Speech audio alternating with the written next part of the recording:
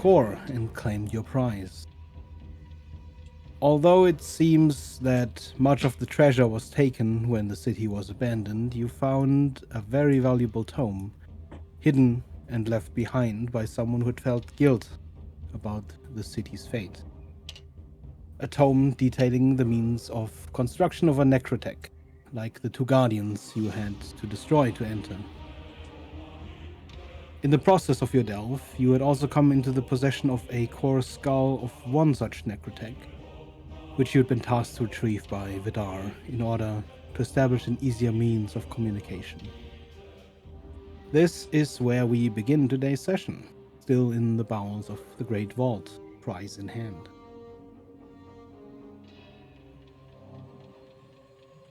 So we have 2 necrotech skulls, is that correct? We have 5. Yes. Oh, right. There's We the have one. four. As you know, you have 5. We assume the big one is the one we need. I know from reading the manual that it requires bones and additional materials that require a whole ritual thing and everything.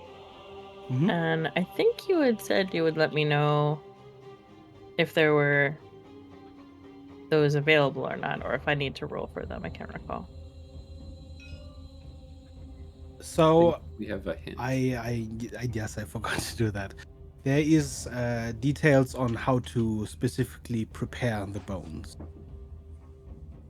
One of these unfortunate pitfalls is that once a necrotech has been made out of bones, even if that necrotech is destroyed, you cannot use or reuse those bones to create a new necrotech. Similar, if undead are destroyed, their bones can also not be used in the same ritual. Mm. So we need, like, bones that haven't been touched, essentially. Right. Okay. If you were to procure, let's say, any quantity of bones, you would need to prepare them in the lengthy ritual. To skip that part of the process, you would need to find already prepared bones. They might have. Let's see.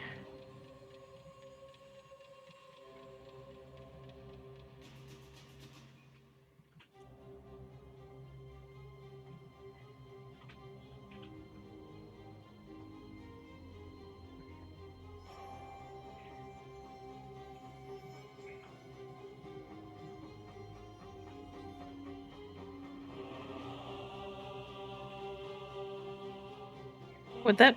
I don't know if this is a question I would know or not, or answer I would know or not. Would that more likely be something found in the Necromorium or the Giant's deathbed?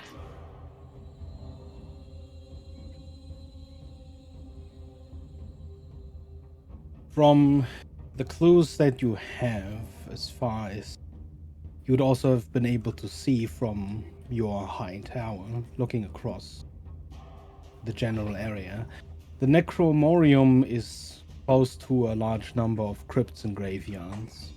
Likely, there would be a number of bones there. It's also where these necrotech were likely constructed. The giant's deathbed, as far as you could see from the tower past the wall, seemed to hold a large skeleton. But it seems unlikely that it would have been prepared in any way. Or if it had been, those bones would likely already have been used. Yeah, Okay. it said from his description they were calcified, so not used. Right. So in that sense. most likely, if I was trying to either find bones to be used or bones that maybe had already been prepared, that would be in the Necronorium? Necronarium? Likely. Okay. Just from what I know. I know that I'm Mhm. not being like, that's where they're at, right? But, okay. All right.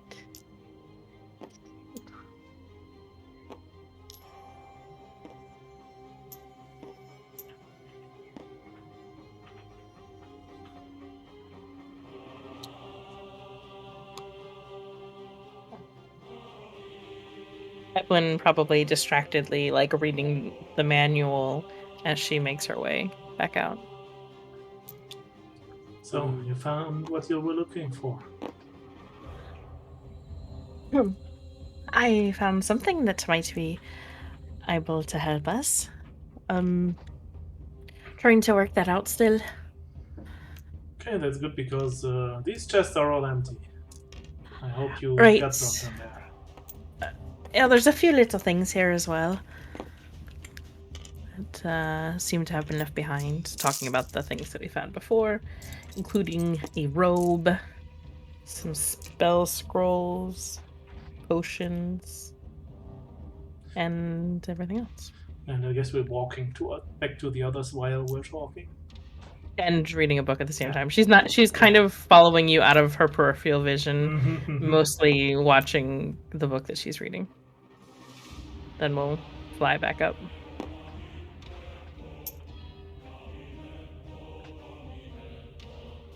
Quick question for Beggar. The spell scrolls we can use to cast any spell we know without using a slot. Is that how that works? Like empty spell scrolls? You had said that we that- found two spell scrolls of 3rd level. Yeah. Yes. So Are it can they just cast empty? any 3rd level spell. Not Or really. it has a spell. So either it has a random 3rd level spell on it, or you would have to, if it's an empty spell scroll, transcribe a spell into it. Do we know Okay. which these are, or that takes more studying? I think you're.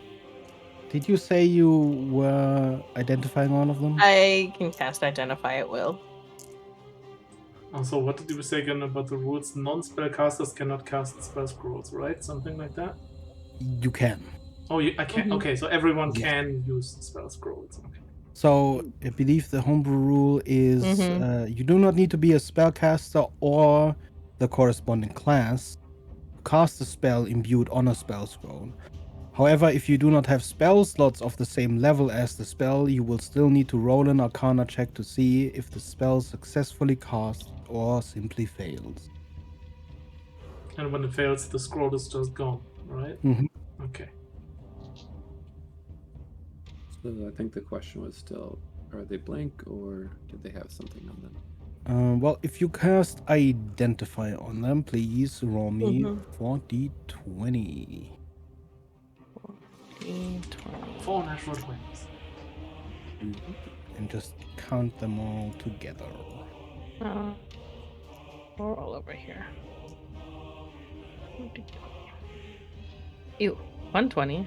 49. That's above average.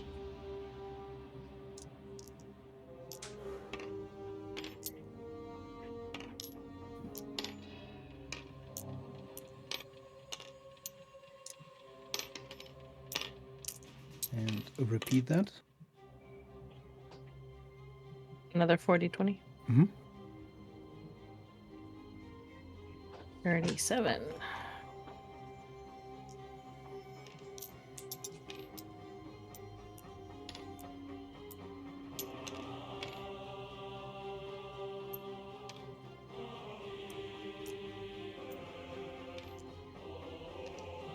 Okay. So the two spell scrolls you have contain the spell Lightning Arrow, as well as the spell Protection from Energy.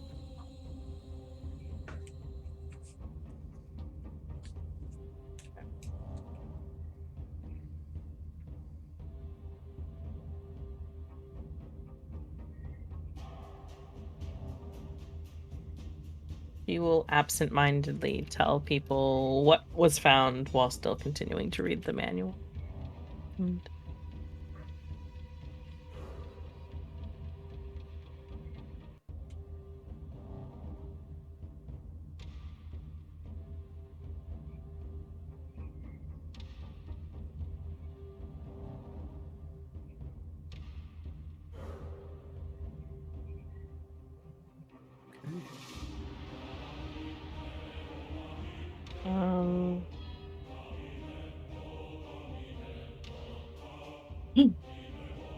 Right, so there's like robe, these scrolls, lightning arrow, protection from energy, dust of dryness, potion of greater healing, oil of slipperiness, all of these things, and all of the other random things that were pointed out.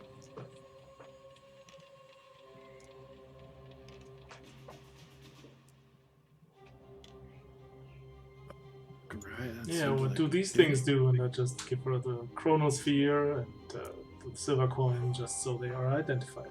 And I know what to do with them. You will identify and reiterate to you what they are. Good, good.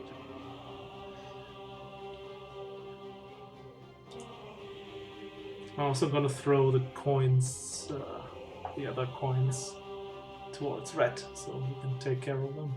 The ferryman's takes. Nice.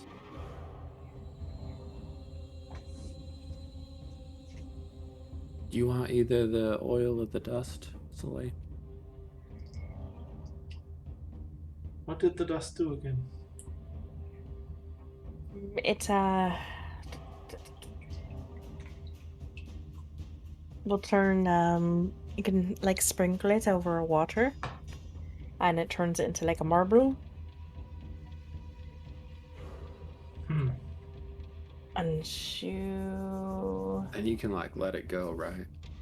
right. If you crush it.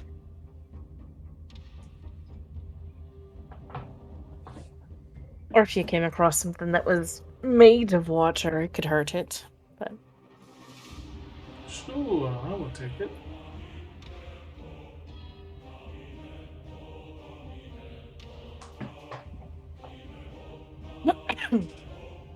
and oil will keep you from being able to be held in place for a bit.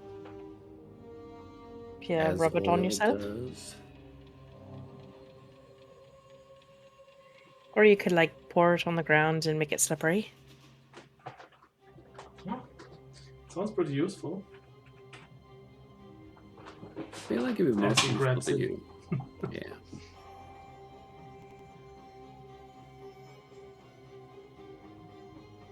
There was a potion of greater healing just to keep track of who has that. Would it just go in the bag of holding, you think? I would say Red would take it. Okay.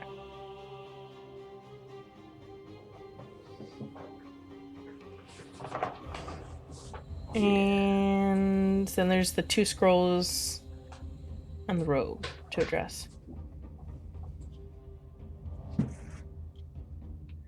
What's the robe? The robe of useful items. It's got a bag of 100 gold, a rowboat, a riding horse with saddlebags, another spell scroll containing 1 spell of 1st to 3rd level, a silver coffer worth 500 gold, 10 gems worth 100 gold each, a pit which you can place on the ground within 10 feet of you, a window which you can place on a vertical surface you can reach, an iron door, and another riding horse with saddlebags. I can take the robe. Perfect. I'll copy paste this here real quick. It Did you seems put pretty down random. how many patches of which you had?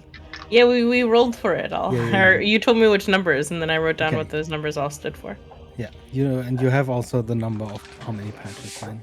It's 1, 2, 3, 4, 5, 6, 7, 8, 10. There was 10 patches.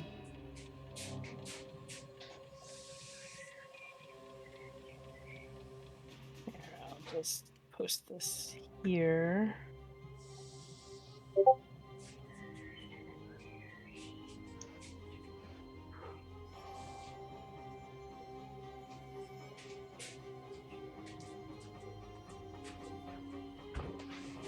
The robe is yours. Woo.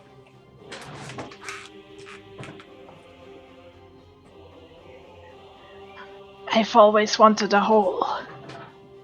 Or a pit, I mean. Oh, you got one. There you go. It seems like a very random robe for a random person. Very appropriate. Is it reusable? No, once you use one of the patches, it's gone. You can't Oh, sew it back on. But like sad, but whatever you take remains. I mean, if you take a window out, it'll be there forever until Right. somebody breaks it. Like, the possibilities are endless. that is true. It seems quite useful. I feel like let's see the scrolls. So, I mean, Soleil use arrows the most out of anybody, I'd say. Yeah. What about it? Want to Lightning have an arrow might be emergency scroll on hand? Should we take the scroll to see what it is? So this one's oh, you mean out of your robe? Yeah. It's your robe now, your choice. I'll keep it a surprise. good. All right. Yeah, Soleil But this looks at the one's scroll and really looks like he has no idea what to do with it. The scroll's already got the spell inscribed on it. It's called a lightning arrow. If you try and open the spell and cast it, it has the magic already there, so you don't have to. But you could apply essentially a lightning charge to your arrow. And I you mean, could I can just use magic. it's a little harder if you're not as familiar with it to do it. But You gotta yeah, like read it right. But otherwise, in yeah. in a pinch, though, it's not bad as a backup. Otherwise, if you have it and we have enough time for one of us to cast it, then you could pass it off and we could cast it on you. But It's just like you usually got to think about keeping it going, and I'm usually thinking about keeping other spells going, so not the kind of thing I would usually use. I mean, a lightning arrow sounds pretty awesome. I'm gonna take it and try it. Can't promise to be good spellcaster though. It's I'm not a gonna big deal try if it. it doesn't work. it'll be good as a backup in case you don't really know what else to do or are running out of options. It'll be a one-time use, of course, and if it botches, it botches, but I don't see any harm in having you keep a hold of it in case there's an emergency. Okay. I'm gonna take it.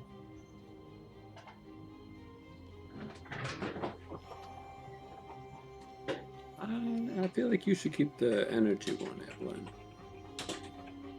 You might know when best to use it if you're, tinkering with something electrical and you don't want to get shocked too bad or something. I don't know.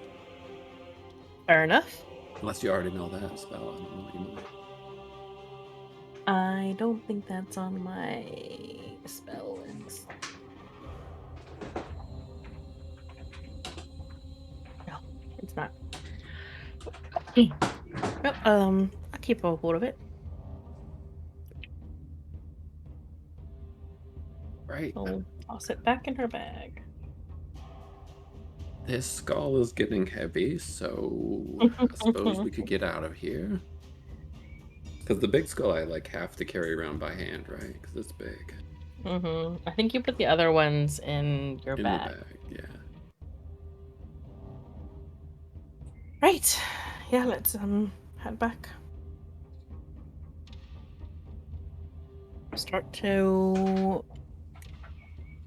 We did not kill the thing in the past room, No. correct?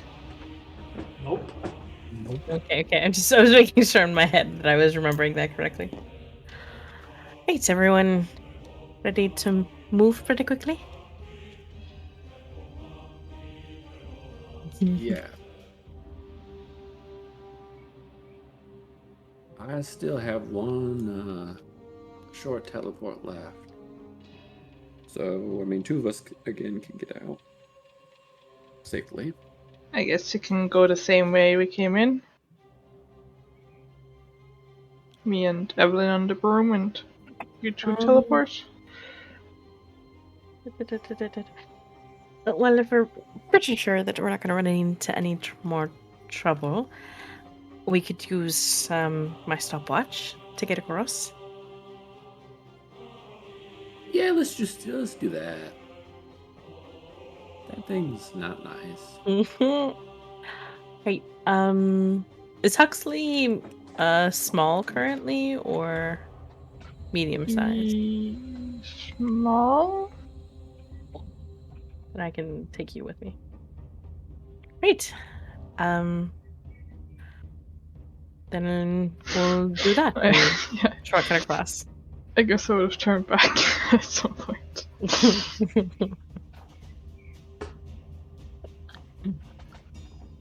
So, what do you cast from your stopwatch?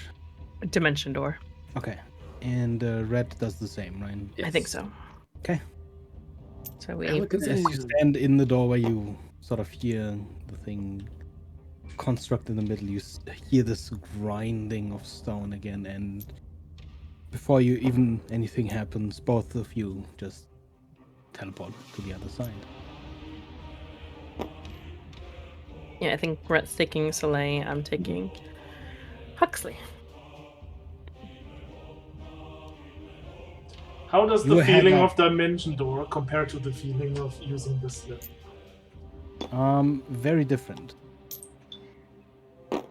In fact, the largest difference is that there's almost no feeling at all when you dimension door.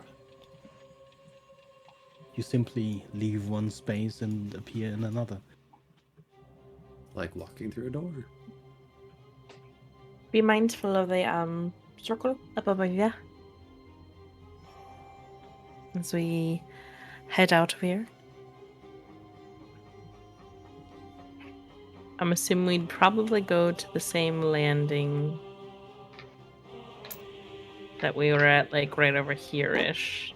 I would assume so too. And then like Very fly well. or use the broom or something to get over.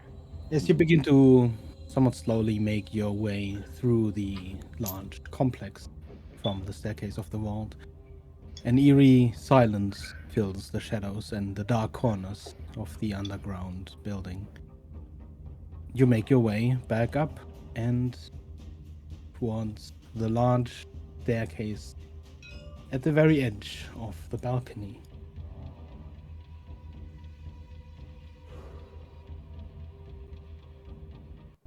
I assume you begin to ascend the grand staircase, leading into the hall built over the complex.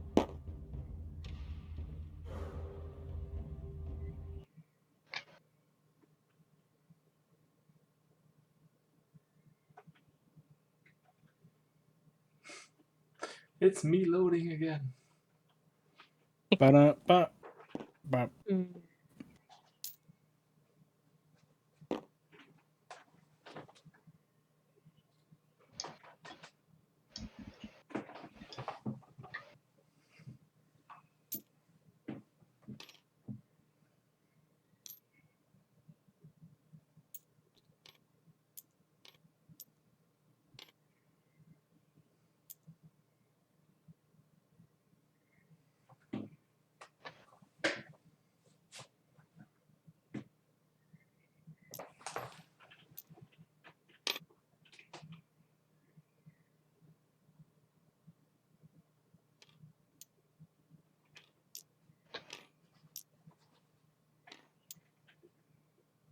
Oh wow!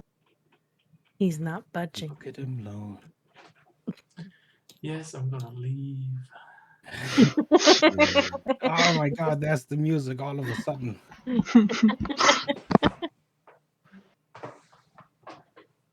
And rejoin. Wow. Amazing.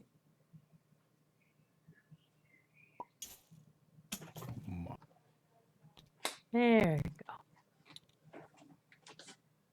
go. PC can play Battlefield and Call of Duty, but playing music is too much. So strange. Such a strange problem to have. Mhm. Now I'm at 99%. Oh yeah, Now there you're we done. go.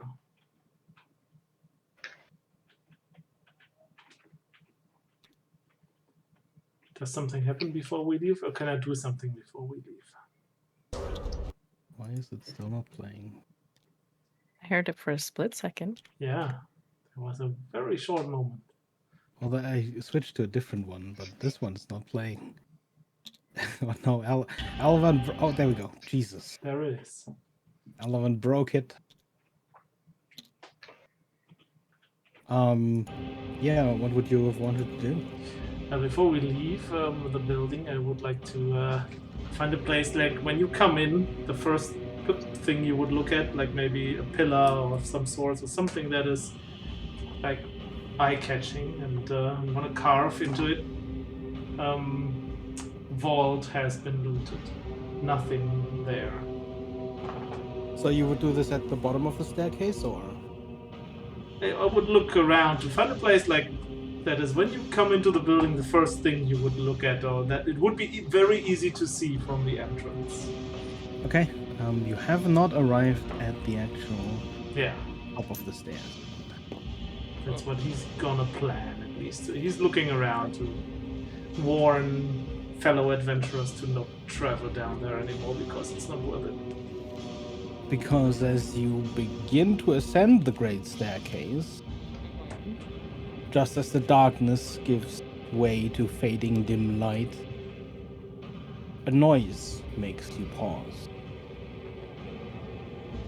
Not too far from the staircase, you hear a collection of footsteps, boots, crunching on the gravel and debris, moving closer. Then faintly you hear voices, muffled, but sounding like common. Can we move to try and hide? On the great staircase, there isn't really any cover, but you could try and hug the walls, blend into the shadows. Yep. Yeah. Can I hover up to the ceiling and blend in with the paintings on the ceiling? The ceiling of the staircase, or? I guess. The shadows up around it. It seems like it was a big staircase. Mm-hmm. Yeah, I'll try and fly up and then like grapple to something closer to the ceiling to stay hidden up there.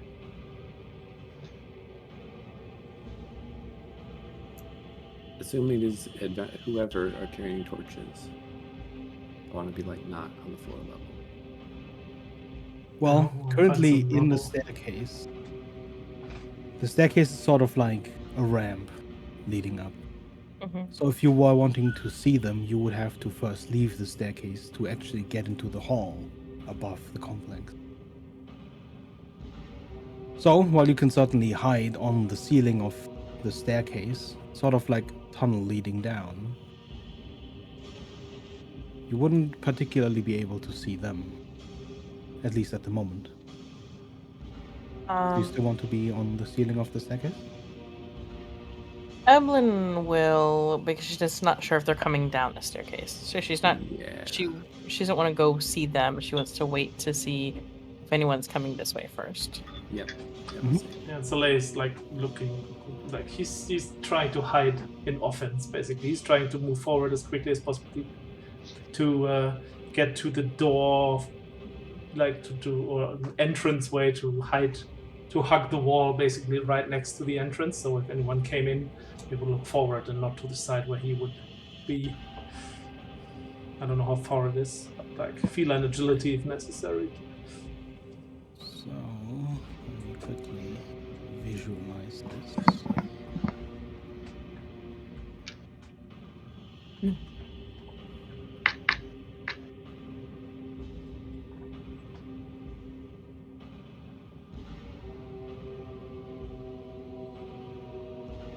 So course, much larger than this, as to looks like. This would be looking from the side, what the staircase kind of looks like. Mm-hmm. Essentially, just the staircase leading straight Okay, down. so there is like a no tunnel. real There entrance is no doorway. entrance or door, How high are the steps? just regular steps. This is not like an accurate representation. Right. And how high up is the ceiling? Just for reference sake of how high up we would, for those of us flying upwards, would be. Easily 15, 20 feet. It's Okay. very long. Yeah. Eblin's gonna. I did not want to draw 100 fucking tiny steps, Yeah. alright? What do you mean? I if Huxley wanted to, Huxley could be on the back of the broom. I'm. Totally up to you. Yeah. Unless Huxley wanted to be on the ground, which is also fine.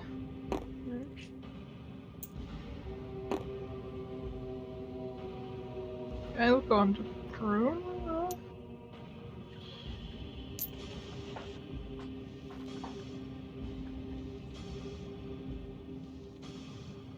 I guess I'll cast spider climb on myself as well, so that I can more easily move along the ceiling without making noise. Versus like grappling hook and stuff like that. Mhm. And waiting still a moment to see if anyone's heading down the stairs, but slowly edging forward to see if I can't see anything as quietly as possible. Yeah, if they're not coming down, I guess move at half speed toward the entrance type of thing. Then as you're getting closer, please roll me a perception roll.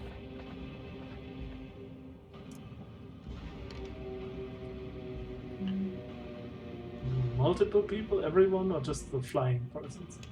Everyone who would be trying to sort of listen in. I don't know if that moved. Oh no. Dirty 23. DC is Natural 20. oh. Amazing. 16. So pretty much everyone except They're just screaming through the hallway. It's hard to focus on walking upside down and listening to people or looking for people. Though the voices still seem a distance away, you make out muffled conversations. Although some portions of the dialogue are too dampened to understand, you hear the voices of those presumably closer to the staircase.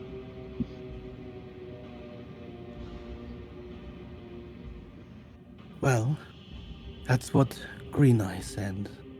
But even so, if there's others here, what are we doing? There's been others, there'll be more others. Why are we doing this now? Well, they won't have the gear we got. That shiny new tank on your back will melt right through that steel. Plus, I don't think they'll make it. If you don't think they'll make it, then why are we here? Why not stick to what we discussed? We can come back another day, after we report back. Maybe we could even bring a machine, which Lagen already said he wouldn't give to us, ever, remember?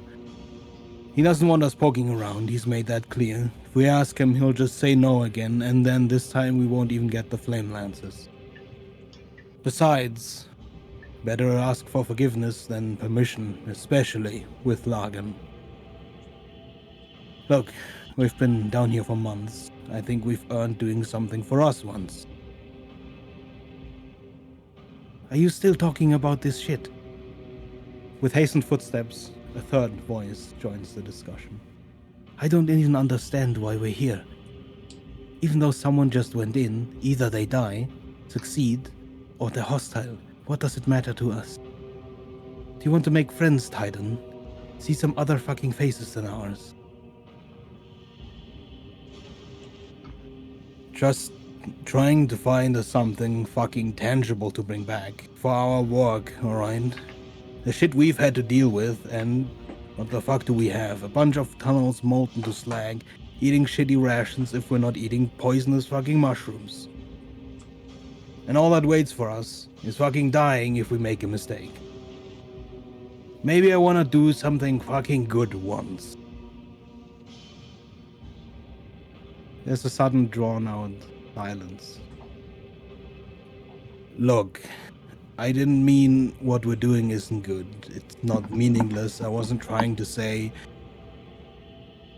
There's a sudden distinct noise of a set of footsteps, moving forcefully, almost purposely angry, receding. Stellar work, Titan. Just great. He died maybe a week ago. I didn't mean to be useful. Put up some tents. I'll go get her. Another set of footsteps recedes. Jari, I didn't mean... Leave her. She'll cool down, and so will Sophia. Give them a moment, then we'll check your stupid treasure. Sami, put up some wards by the doors and the stairs. We'll bunk down for a moment. Don't want anything sneaking up on us. Not now.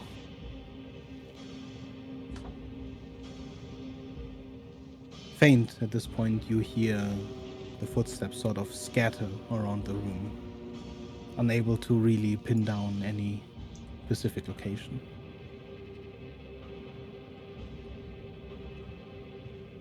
Do we need to roll, or is it just obvious from that they're cleansers? If you think they're cleansers, then you think they're cleansers. Pretty sure they're cleansers.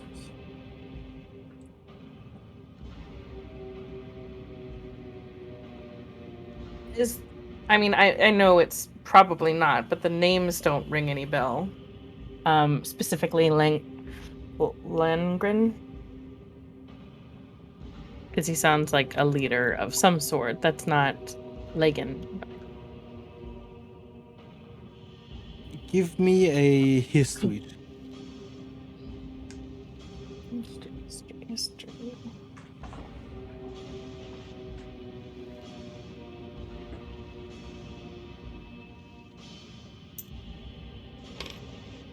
No. Nah, I haven't heard of him. That's only 7. The names you mostly remember from the cleansers are the ones of the sort of more important political figures. Lagan is not a name you've heard in that regard.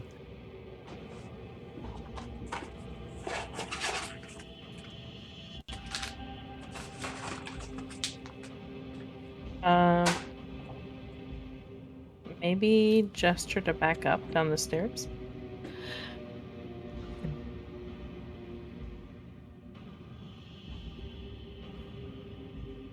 I'm just gonna go ahead and land and a little further down. Gonna move back down. Trying to head back into the open space we were in before. So that we can have a conversation without worrying about ourselves being overheard. Mm-hmm. At least far enough away until we feel like we're confident.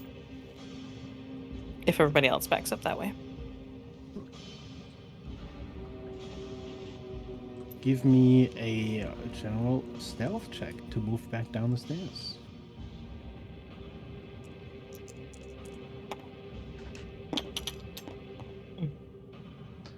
Whew, that was so close to a natural one for me. But it wasn't. Oh, no. 25. Same. 8.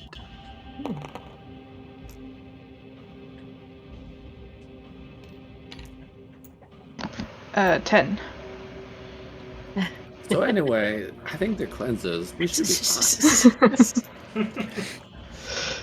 fine. Alright. As you quietly, as well as you can, make your way back down the stairs, You're not silent. Occasionally you hear a step, maybe the crunch of some debris on the stairs getting kicked down the rest of the stairs. But even as you stop, whenever you make a sound and turn around, you don't see any lights approach the edge of the staircase so far. Just because Ellen's extraordinarily paranoid, she's gonna keep detect magic up, which it only has a range of like 30 feet. But she's primarily trying to make sure that nobody can like sneak up on her invisible. Mm-hmm.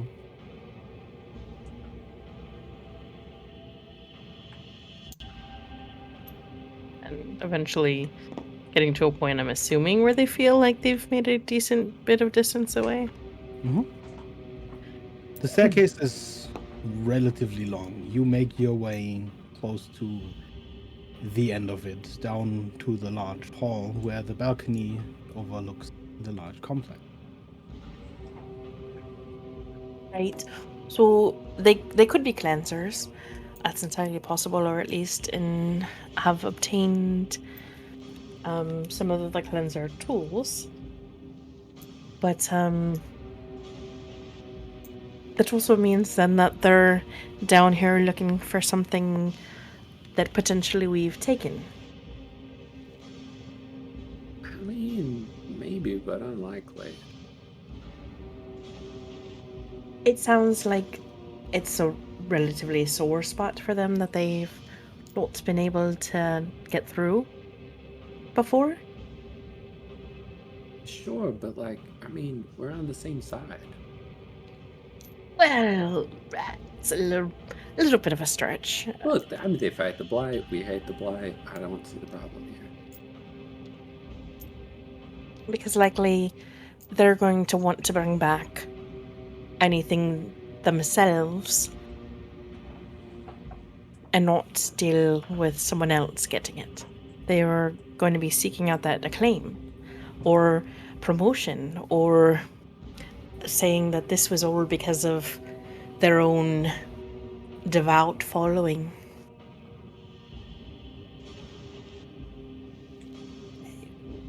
People who... I guess. But, like, at least most of them seem reasonable from that conversation. possibly within themselves. I would be extraordinarily discreet if you all want to approach them about anything that we've come across. Yes. I mean, though, that if we... Look, we gotta leave the tunnel. Right? Understood. And it sounds like they're setting up wards and alarms or something. So Also if understood. they've been down here a long time, they're probably gonna figure out something's around. Which is I mean, fine, honestly, if they already figured it out. but they're...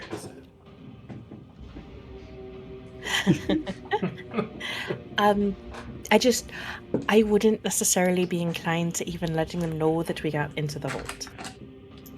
Sure, yeah. We can say, hey, there's a big nasty tank down there. And It shot we you, didn't want to deal and, with you that. know, Which we is didn't like entirely it. true. Fair enough, yep. But I also don't mind, like, hey, we looked at the library, there wasn't a whole lot there. I guess you could go over there if you want. Seems like a reasonable thing to share. We're also down here, not here specifically, but we're down here for our own mission that we're not really trying to let anyone else know all the details about. So there could be a lot of questions of why are we here? Why are we exploring down this far? Possible. I think it'd be worth asking though, because remember the cleansers left the city very shortly before we left. So I think we're kind of on the same side. Before the Silver Tyrants took over and whatnot. Right. And we gave Haribald that awesome like Dragonheart brew, and he was a cool guy. I mean, he's all right. At the end of the day, though, people are always out for themselves before others. So you Yeah. just have to be cautious. I'm not inclined enough. to necessarily say we're on the same side. Just not that maybe we're not outright enemies at this We point. might have closely aligned interests in That's some fair. areas. But the Bigger, I'm not wrong to assume that generally the cleansers are very protective and possessive over what they consider their own territory, technology, tools. Would that be accurate? Yes. It's just if they consider this place their own, including the skull that you're carrying. Yeah. I mean, if they really want to get nasty, end of the day, we end up with some nice fiery tools. Fair enough. Just make sure you're on your guard, because that needs to come with us. I understand.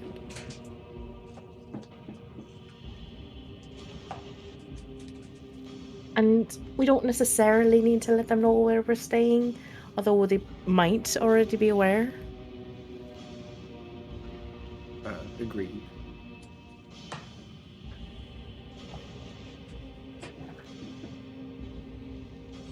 Right, so we want to just walk boats on up, or... I mean, Soleil, you've been quiet. What do you think? I feel like Huxley? I should stay in hiding just in case. Okay. I don't know. I don't even know what cleansers are. They like burning the blight. They're very fanatical about fire. That Yes. sounds good. It is, It's but generally, similar to most religions. If you think back to where we came across the werewolves, the lycanthropes previously, and there was a group of paladins looking to get rid of them all. yeah, that's good. They like that's- burning cursed things, so maybe Right. don't like transform in front of them. Right, so sometimes you can have a group that may not necessarily seem wrong. Obviously, the group of fighters and paladins don't really like cursed things, and most people would say, well, there's nothing wrong with that. But when you cross a certain line because of your own beliefs and think that those take priority above all else, that's where you can run into issues. Yeah. So- They take drastic measures to fight a drastic problem. Yes, and that could mean if they think that you have an answer that they need, or they can use you in some way. For example, if they thought that you, being who you are, might give them some sort of answers as to the blight, they'd be very quick to contain you. Right. But they've been decent when we've done business. Right. So if we offer them something, for example, like that protection from energy scroll type of thing, as Right. hey, we did find this, seems like to be helpful to you guys, they're usually pretty decent. But just be cautious and keep your Right. guard up. And don't do And- curse things. And don't say more than necessary.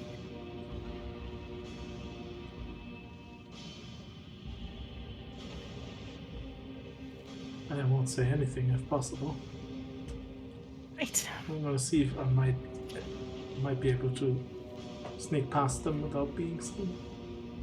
If we were to get into a castle, not that I think that it should go that way, how's everyone feeling? I mean, Yeah, it'd decent. be more effective if we would wait an hour. We could But an hour, fine. I think, before heading up if we want. Yeah. It didn't sound like they would come down here soon anyway, right? It sounded So more... if they come down here, down here we have a lot of rubble, places we can hide. Upper, yeah, good point. So We can we'll wait. I mean, find a little bit of a shelter, cover, keep an eye out, rest up, and then head up if they don't. As long as they're not coming down this way, right?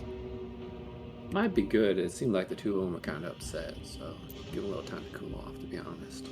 Read. We'll go find some place to catch a breather, Becker. Okay.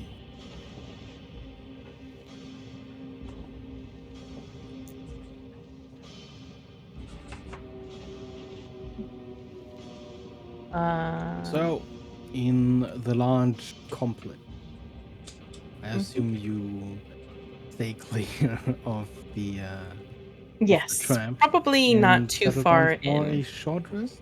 Yeah. Okay. Can you attune to something over a short rest? I believe mine. I think so.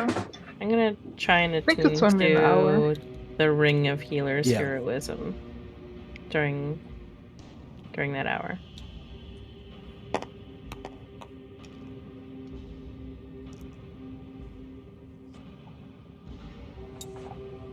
Would you be alright with offering him like that spell scroll? That's fine. Okay. She'll keep it outside of her bag, like kind of tied to the side, so it's not hidden.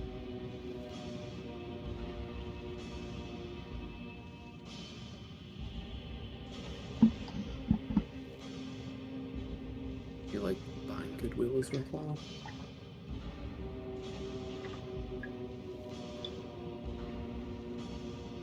I'm not giving them my cloak.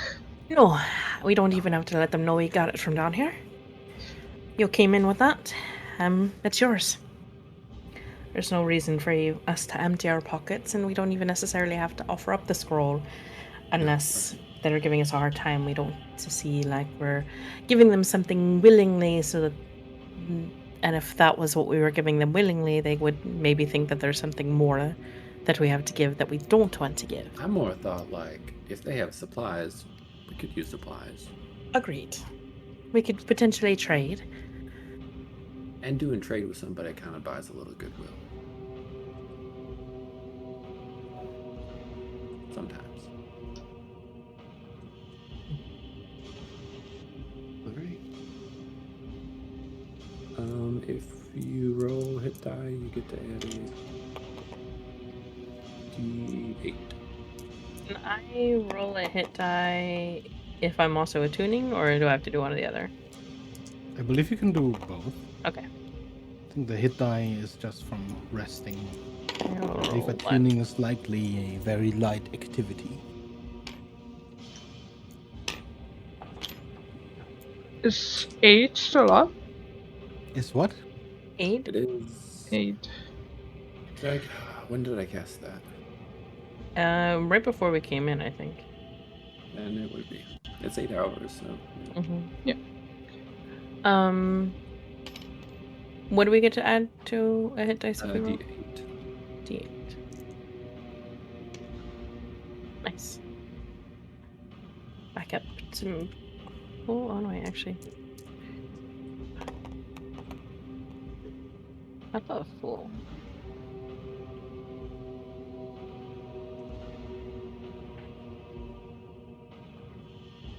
I think the 8 was just 10 this time.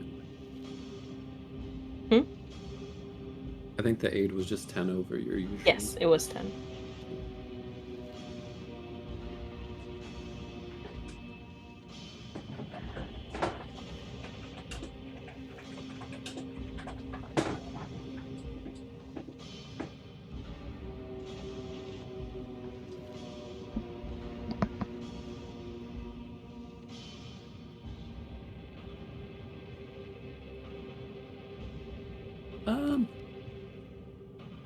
Thinking about this skull, is there any chance that I could like wrap it up in something? I'm just thinking if I walk out there with a big skull, like it might be potentially frightening.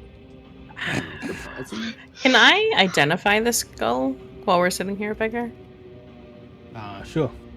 Just to I'm see just if like- there's mostly out of curiosity, trying to figure out why the skull would help us. communicate with Vidar? Because that I'm still a little unsure about. I want Um, to just be give me an Arcana check. giant skull bobblehead wandering out the stick. How large is it? I think it's like 4x4 or like 3x3 feet. Or in the 1 meter range, is that about right? That would be a natural 20. Hold on, I have to Making think. that at 28.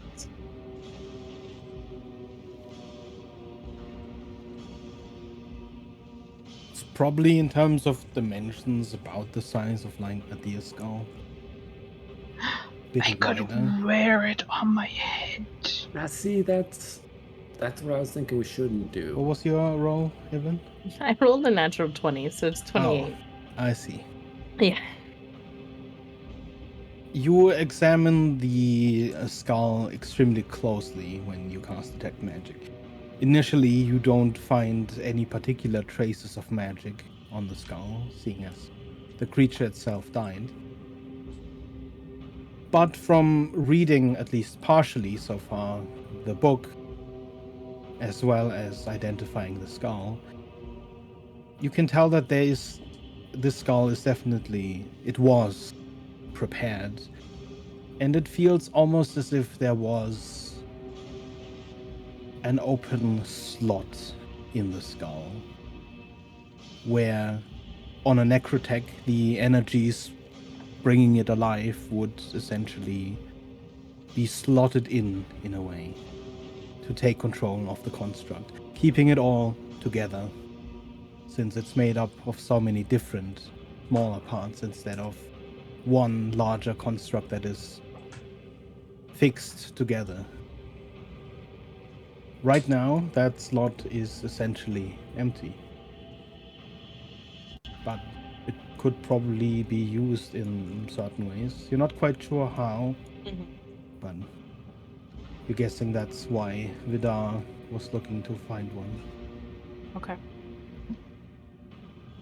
It might be good though, Huxley, if you put it under your cloak for now.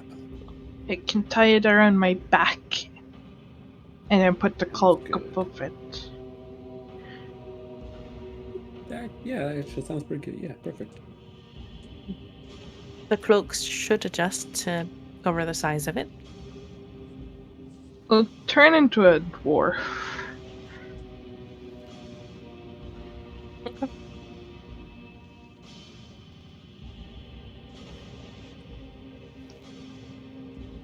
Do we complete our short rest, Beggar? Yes. Where's my dwarf token? Oh, there. It's very big. It turned into a huge dwarf. It was so big. You thought it was a monster. Yep. Amazing.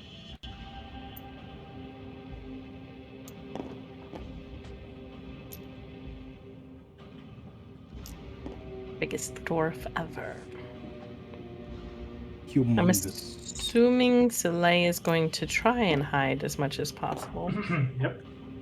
And the rest of us are just calmly making our way back up the stairs? Mm-hmm. Okay. So you're just walking? Yeah, just Right. Not necessarily Wanna light a attempting torch? to be. and just kind of walk. Soleil, you reach the edge of the stairs. At this point, there's still a couple of steps left, but obviously your head is peeking above the ground floor. You see half a dozen people stand scattered around the hall, dressed in armor and dyed leathers. And of course, as you had expected, all of them bear tanks on their backs, exuding a bright glow in the dark hall. Many of them hold a weapon you've also seen before, a flame lance. You had seen it on the lightning rail train, but the weapon had belonged to the cleansers.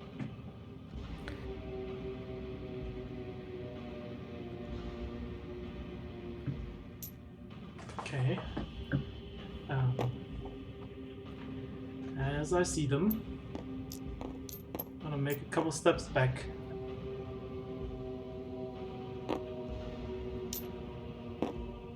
And gonna turn into one of the cleansers. From the looks.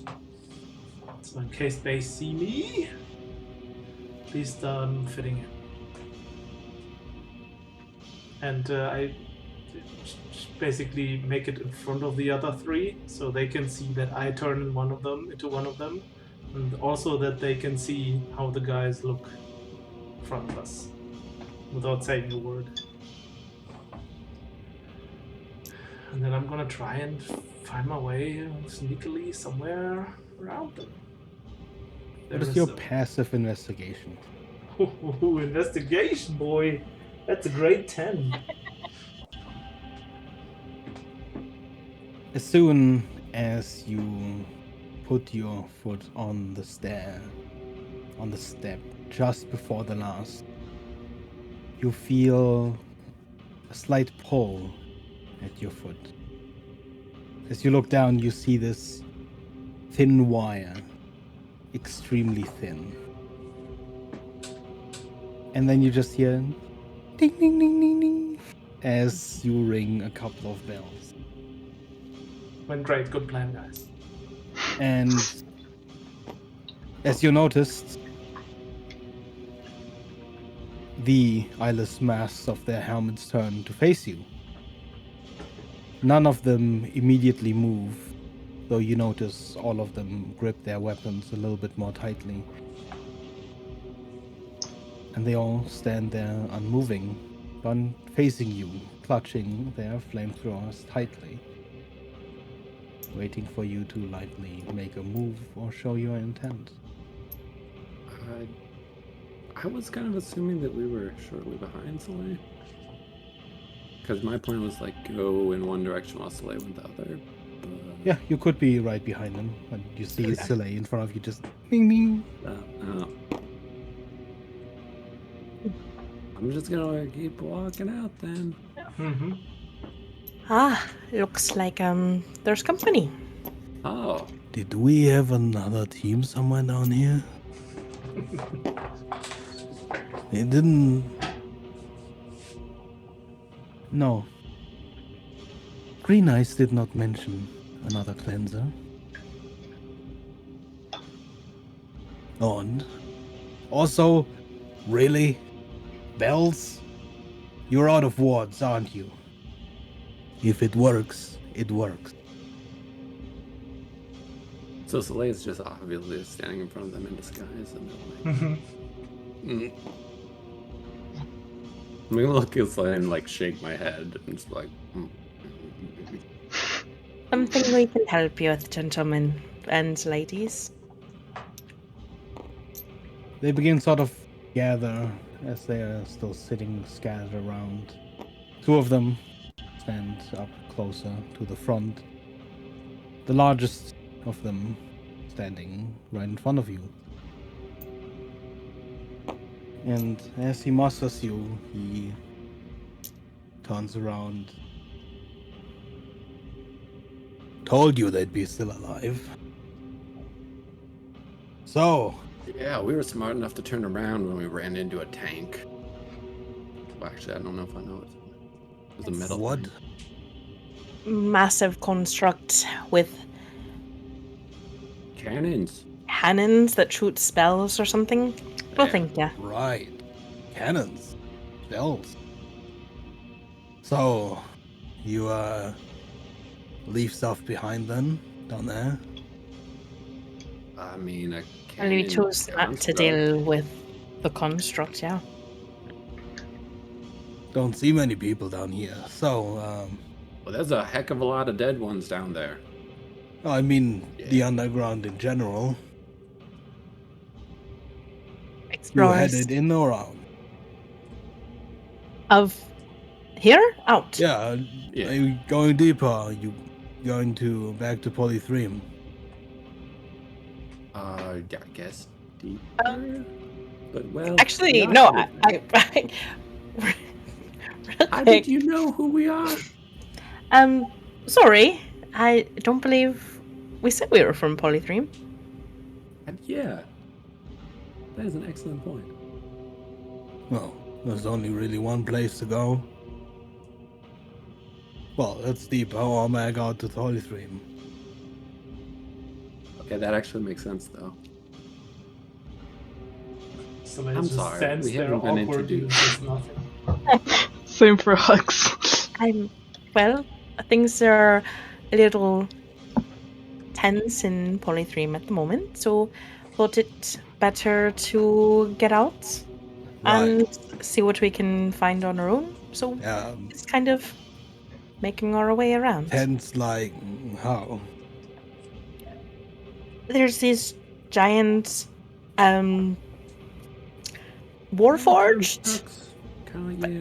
beings that are really insistent on pressing a specific religion, and if you don't follow all of their rules and will and There's also talk of a war with Antagark, which I don't know if that's gonna happen or not. so it doesn't really seem the safest intense. place.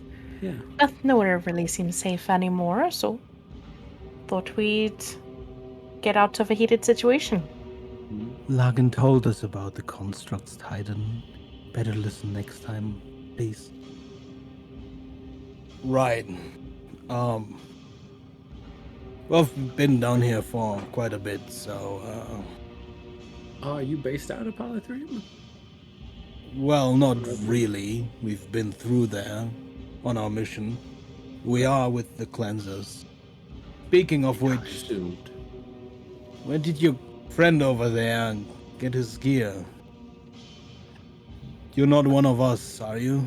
She'll glance over at Soleil and see how he's gonna handle this. Yeah, Rest's just gonna let Slate either change back or figure this one out. Well, He's the one who decided to dress like them. and yeah, this is a habit of mine.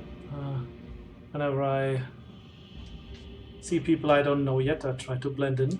This is a magical facade, so to speak. Ah, so no spare fuel, huh? Sadly, no, and I drop the disguise. If you don't mind me asking, if you're headed deeper, you weren't planning on using the tunnels around the hot spring, were you? There's a hot spring down here. Oh, the magma chamber. Oh. For a moment there, I thought there was actually something nice down here. Sorry. Sorry, It's not fine. It's fine. I was bad. just for a moment. I was just like, "Oh, that our would be guide neat probably to knows visit." about it, but he doesn't always.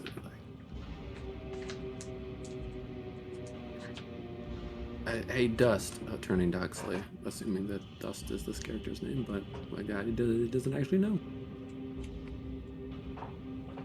Do you know about the magma chamber? Yeah, you've been around here, right? Do I? Well, it's a place you purposely avoided because it was very hot.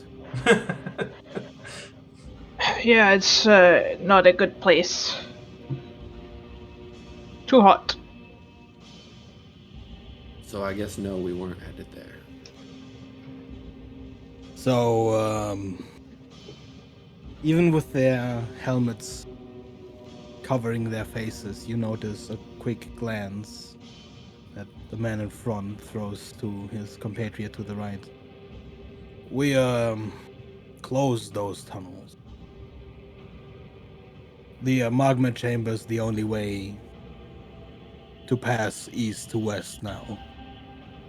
Unless you make your own tunnel, which don't do that. We'll have to close that one too. Real smooth, Titan. Apologies. Is there a reason for closing the tunnels? Well, to stop the blind. So the blight's making That's a good its reason. way down here. That is a good reason. The travels through the tunnels. The thing is, the heat, it's not a solution, but it does sort of stave it off. Something fire does to the blind, hence the cleansers. That's us. Right. Magma chamber, pretty good gateway. There's a bit of a blight further down in the caves as well. We're closing a lot of tunnels. I've been down here quite a while. It's about 2 other teams. You've seen other people though? I mean, you don't seem too surprised to see us. Every now and then. The dwarf told us you're here. Oh, you met what's his face? Do I? Yeah, Green Eyes. Wait, you've met Green Eyes, right? Hang on, I'm looking through my notes. Yeah, I'm going back to look at his name. Hold. Stand by. Earth? No, we've got Earth. Yeah, it was a Earth. Earth? It was the good old we met.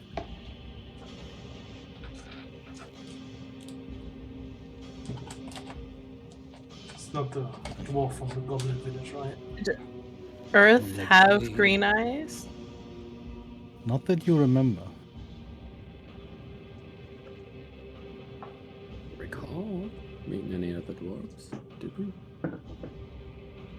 We helped out a dwarf a little ways back, but if that's not who you're talking about, I don't think they've met Green Eyes. Right. But he knew we he's were here. Here in the city. If he wants to meet you, I'm sure he will eventually. He keeps an eye on things. We kind of have a deal going with him. Fair enough. Who exactly is this Green Eyes? But, well, he's a dwarf. Just a random dwarf or someone that He's not has associated a certain with rank us. or position within the dwarven Oh, society? or that I would not know. Not really. I don't even know his name, to be honest. He's here. He's useful. Seems to keep to himself. Lives alone in city of undead. I mean, Got it. not the type of person you'd ask questions. Fair point. You He do would- say that, but you did ask him a lot of questions. I was gonna say it sounds like someone I would ask a lot. I I have to agree. Well, not a person that gives you a lot of answers. by chance he's not somehow part of the reason some of those big flying things can't get into certain sections. I saw one. Right, Drop yeah, he earlier. keeps the inside the towers. Yeah, Ah, keeps pretty clear. We'll see his work around the city, I'm sure. it's I suppose more comforting knowing that's coming from someone and not something we have to worry about ourselves getting disintegrated by. Disintegrated. Well, not disintegrated. He's just Thrown got a out of the very sky. big gun. Ah, Is there a difference?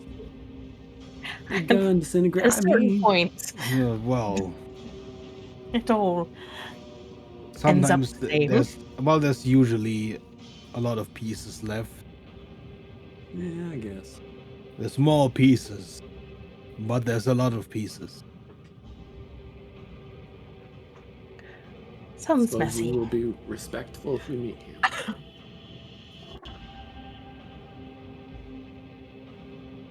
Right? Yeah, I think we were gonna head out. Yeah, is there anything we can help you with on our way, or Do you trade with people you come across, or just Well, we're headed back to base after this.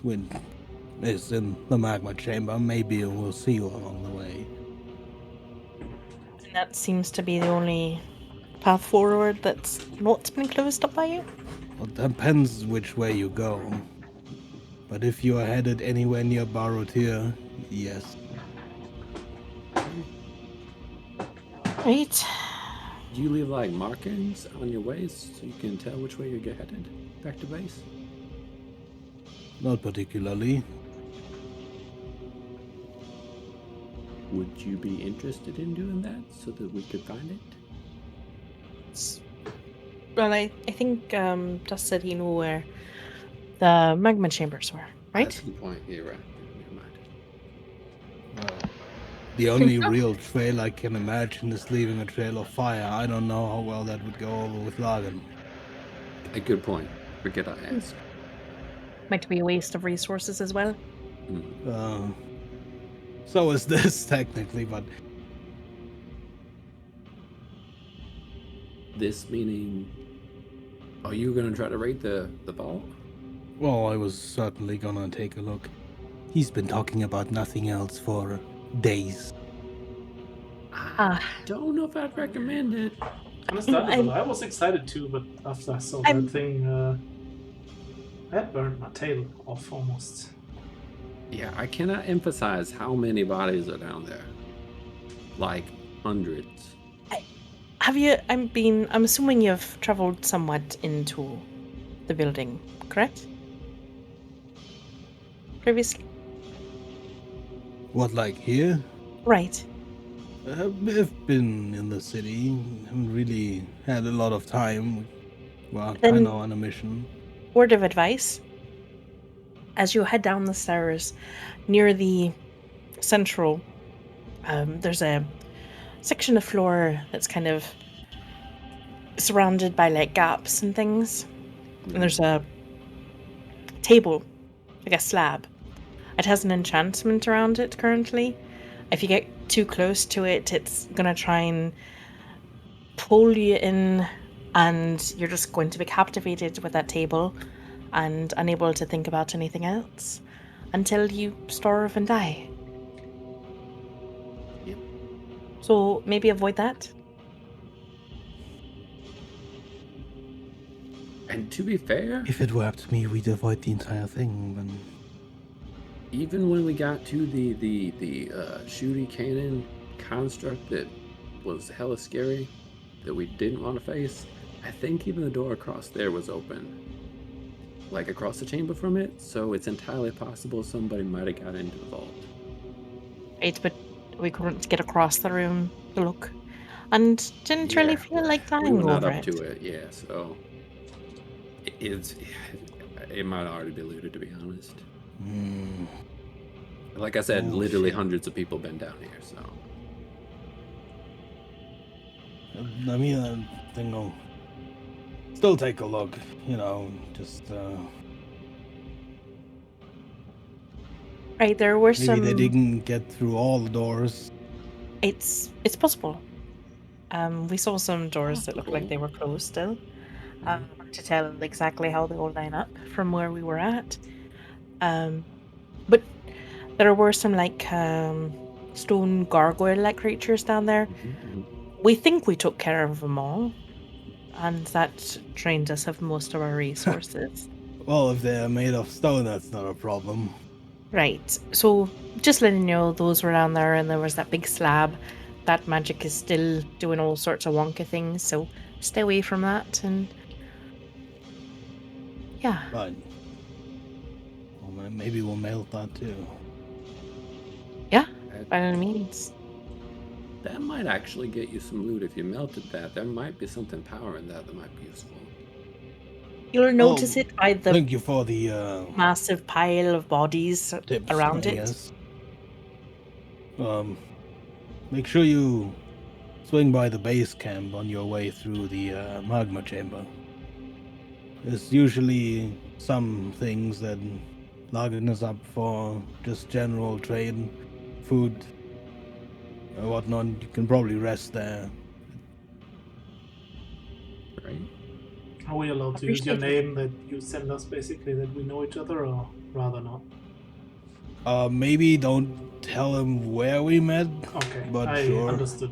Makes sense. We Yeah. saw you cleansing And- blight stuff. You can Yes. mention the city in general, right? Or not even that? That we met here, just not in the He sort of vault? Or turns to just don't want his to say compatriot something to that the you don't want us side to and say? just kind of stares in her direction. And she takes off her helmet. Probably best if you just mention we met in some tunnel. Okay, good. Fair enough. Has he? I mean, I know we've overheard the guy's name, but I can't recall if he's told us or we've heard it in this conversation. We have in this conversation. Okay. All Yeah, right. he's been called Titan a few times. Okay. Well then, best of luck on your own adventures, and If you do come across any blight curses, I'm open to helping you out with those. I do know a little restoration magic. Just, we've adventured. We know what the blight's like, so. Oh, right. Yeah, well, usually when it gets that far, things usually escalate quite quickly. Yeah, But if we had anything, I'll let you know if you're around.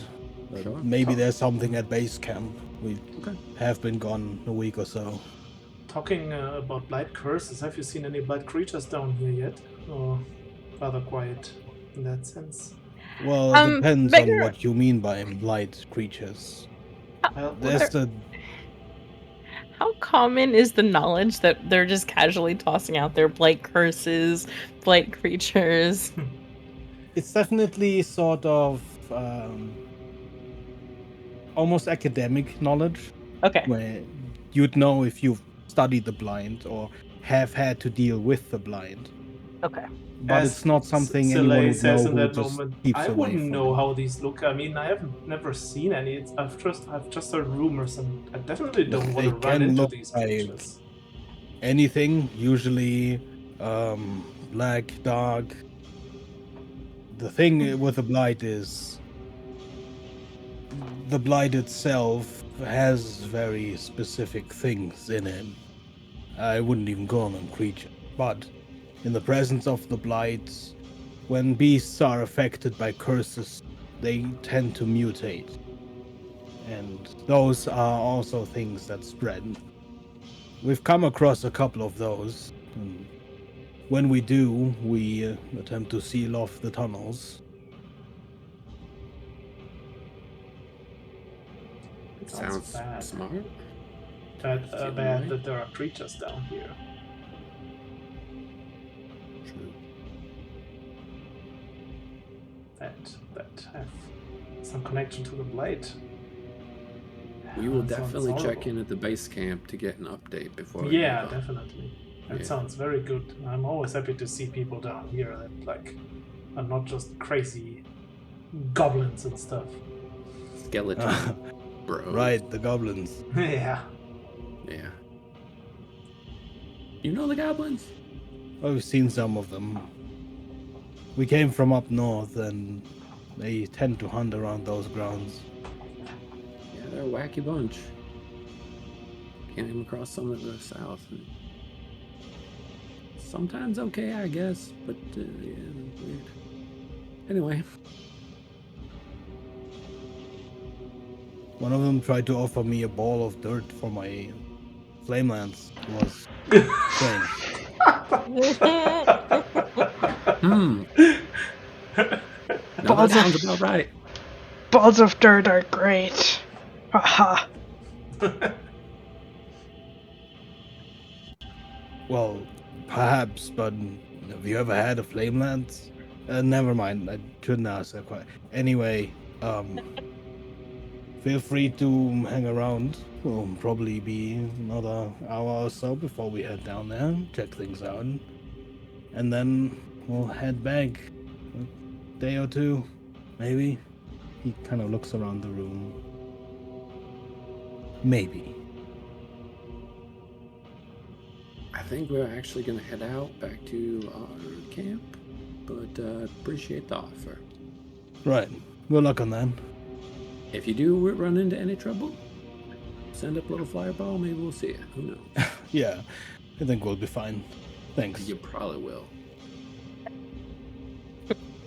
This ragtail group of people being like, if you guys need help, These almost fully insulting you. plated flamethrower guys, like, if you need help.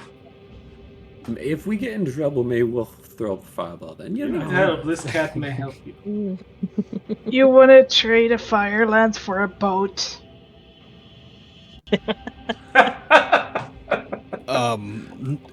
Well, aside from any sort of I'm not allowed to give out any of our gear at all. Obviously. He said we gotta trade with Login at that camp if we do want to trade. Right. Maybe he likes a boat. Yeah, but heads up, he will trade, but not those things. Oh, That's fair. I don't know if I'd trust you with the flame lance, to be honest, Dust. Why not? It could burn people. Yeah, exactly. Burning people would almost be the least of your problems. They need to be handled carefully, or you'll end up burning yourself. Yeah, exactly. It better to leave it to the cleansers. Well, we'll be on our way, but best of luck to you. You'll know the room that we were talking about by the amount of bodies and blood splatter everywhere. Can't miss it. Big grinding sounds. Really scary. Right.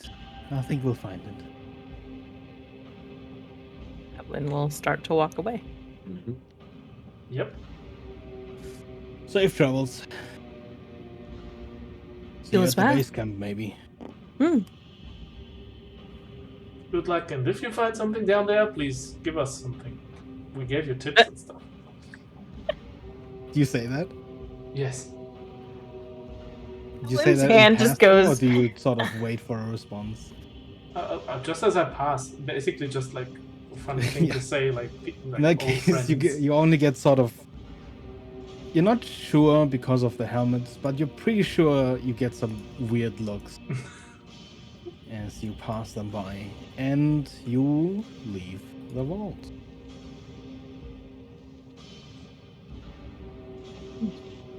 Once we're out of here, I feel like we've handled this pretty well. yeah. See, I told you they're decent. I hope they don't actually Also- melt that metal thing, because they might be disappointed. Yeah. But you know. So, guys, I almost carved something into the stone that warned people to go down there because it was already looted. Good thing I heard them before I did that. Yeah. Yeah, that would be good Awkward. time. Do it right in between them. Already is looted. Already looted. First thing they see as they go down the stairs.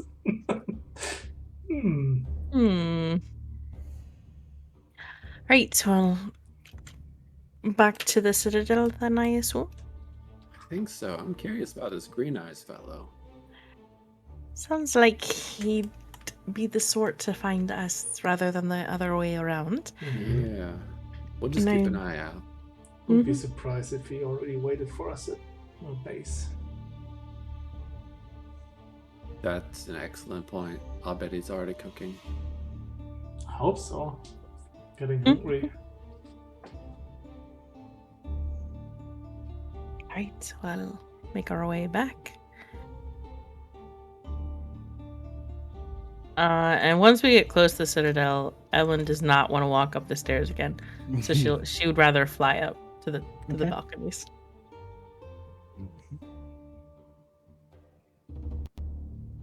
I'm Bless assuming the Disney. rest of you follow, also sick of the stairs. Yeah. I mean, We can ferry.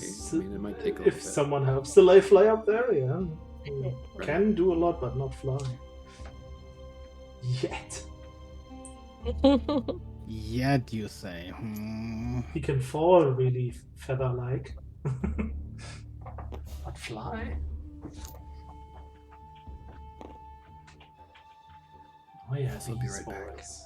These Sort of marking. bony demon things. This Mm. general area you can see them in. It's fine. This Yeah. Okay. Huck's gonna turn into a You- giant wasp again and I'm gonna fly on their back. Better the broom can be. Sure, I can, yeah. Yeah, I mean the broom is cool and all, but the giant wasp, goddammit.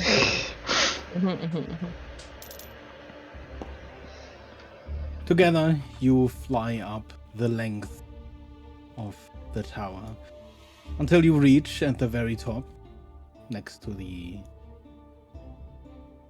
spires, the roofs of the towers, the large balcony that you know leads to your base camp. First thing, checking on Lorana and Kara. That's so straight. As you open the door, you can see them sort of shuffling around. They seem to be a little bit restless. I wanna try And and as you calm open them the down. door, they immediately turn towards you. I'm gonna try and calm them a little bit. Give them some pets and stuff. Yeah. As you take care of them, they certainly calm down. But you can sense that they're probably simply restless from being perched in for so long.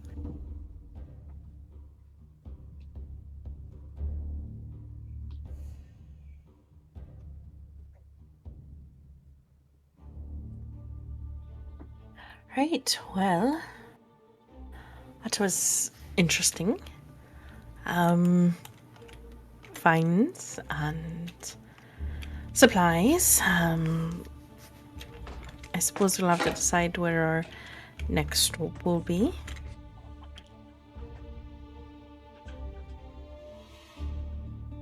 Yeah. That note mentioned the noble houses, right? Yes, it did. At that.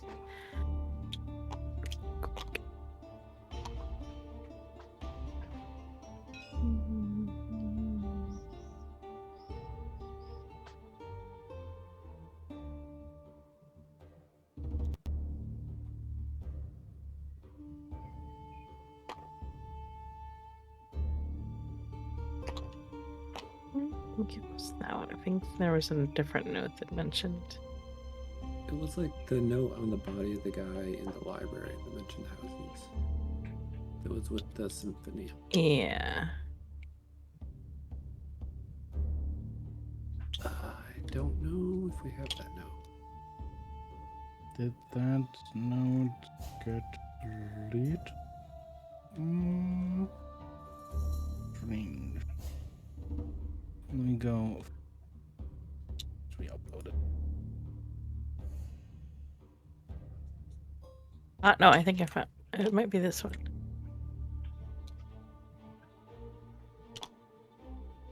Yeah, that's the one. Yeah.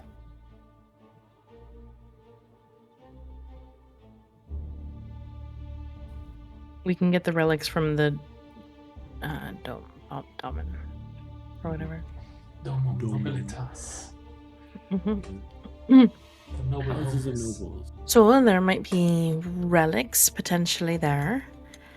I think I need to go to the Necromorium but I need to read this book a little bit more to really make sure I understand. Yeah, I'm just wondering if it's like we need both, maybe. Yeah, I'm not really picky about which we do first. Well, let's see if Vidar contacts us with the skull thing, first of all.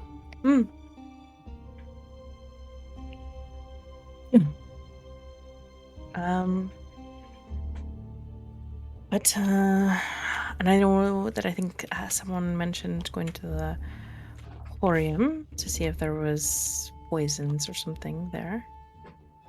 If we want to, I did find the sort of book about that. Mm-hmm. Which But I isn't too don't far off think from so. the Domum Nobilitas. Yeah. We'll just have to be careful heading that away, as it seems like there was a lot of those flying bone creatures. I feel like we've already faced enough evil plants as well down here, but I don't know.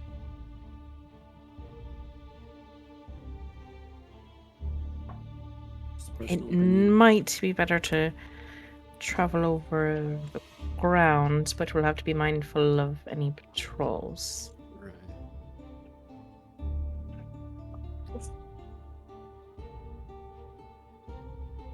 Any opinions on where we go first?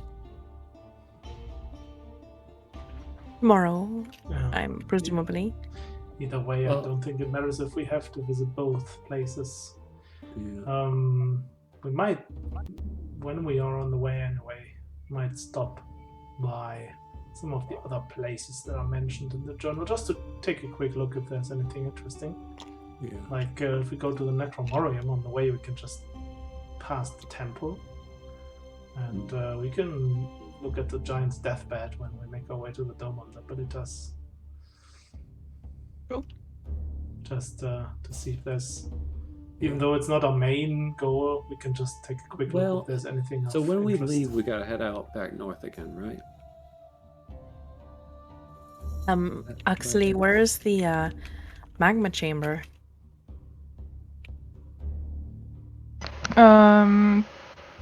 Do I We know where the map? Go back how we came in? Okay. I have to look at my map. Is that backtracking or progressing on a different direction? Ah, I see. I don't. No. Oh, that's not what I wanted to do.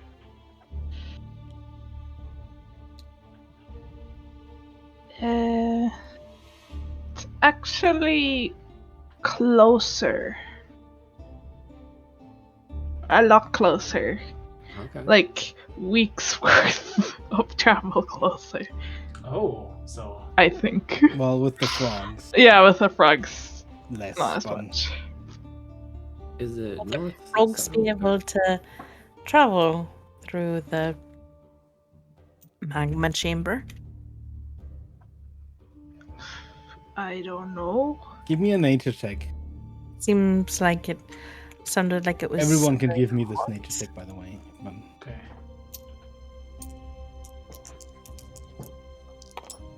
Oh Just congratulations. no! It was a 16, and then it turned into a 3. Magic. Mine is a 16. I rolled a 9. Just sounds hot. It does sound hot. Very hot, in fact.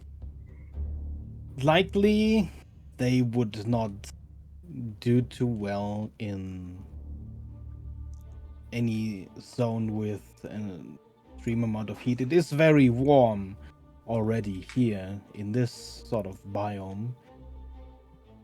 But you'd probably be well off bringing a lot of water if you wanted to take them through there. Oh, But yeah, basically, wait, we're here. I'm gonna illustrate it very beautifully. And we want to go here. And the original path was like this. And the magma path is like this. We're gonna head out of the city kind of northish. so still leaving the city the same way? And this is where the Oh, sorry.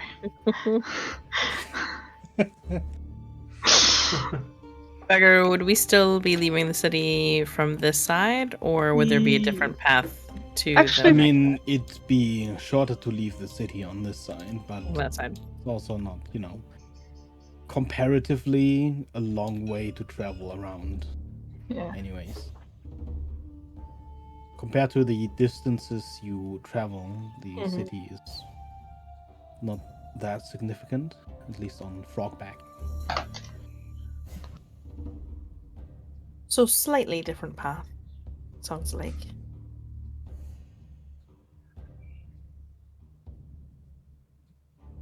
Okay. Why don't we just do like South City tomorrow, North City day after? Seems fair enough. And I'll see if Vadar is able to communicate with us at all through the skull somehow. Could we pull the other skulls out just in case? Yeah, I was gonna leave them here, to be honest. In the tower, I mean. Fair. Hold on.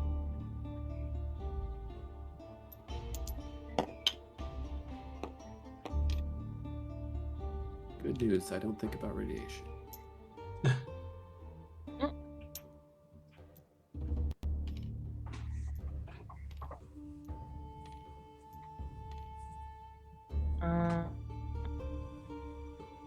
Yeah.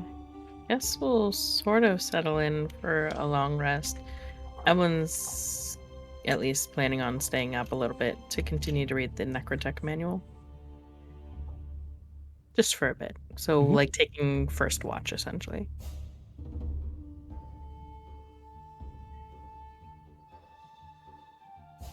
Yeah, before we go to sleep, I would show Hugs the coin that I found down there.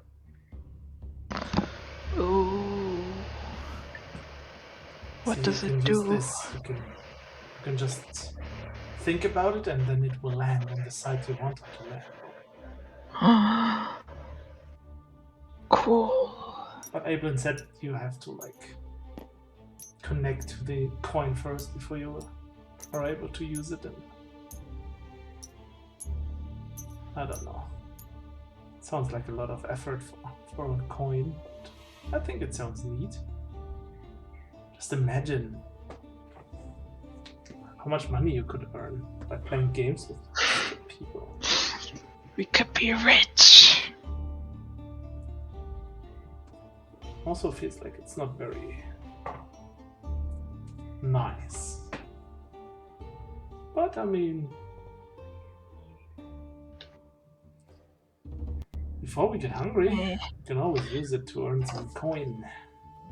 No one that plays those kind of games is nice. That's a fair point, but I guess the places that officially run this kind of stuff use their own coins. Don't think you are allowed to bring your own.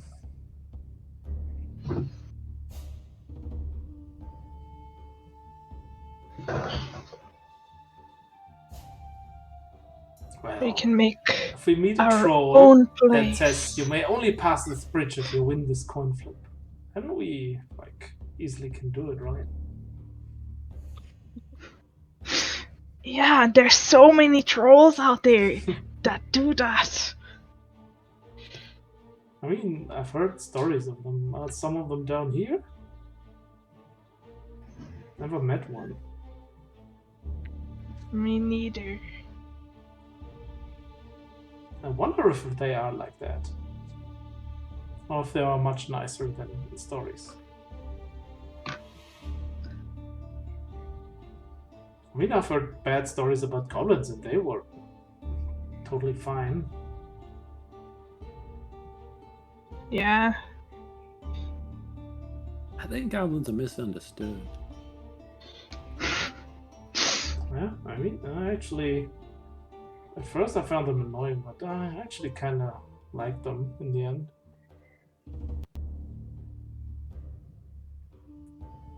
Not the Sometimes we don't definition just of attack goblins on competence per sight. se, but Yeah. Well, rude. I mean, they got lost down here, even though it's their home. They weren't really the brightest bunch. I don't Yeah. think goblins really are. Well, they weren't professional like that barrel diver fellow was. That man drove a hard bargain. Yeah.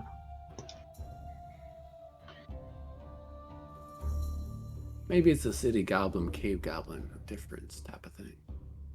A little bit slimy to me still, but fair enough. I wonder if, I mean, we've met like werewolves Yeah. down here and goblins and stuff. I wonder if there are also like tabaxi living down here. Cave cats. Ooh. And if they are more like feral or if they actually like us city people.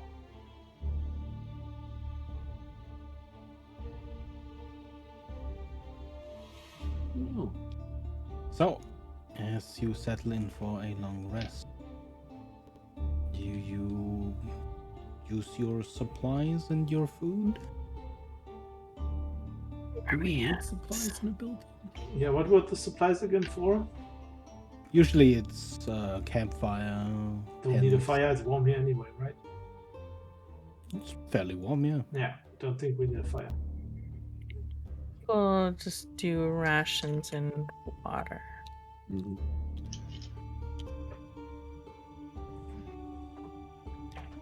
If we can get away with still being able to get a long rest without supplies.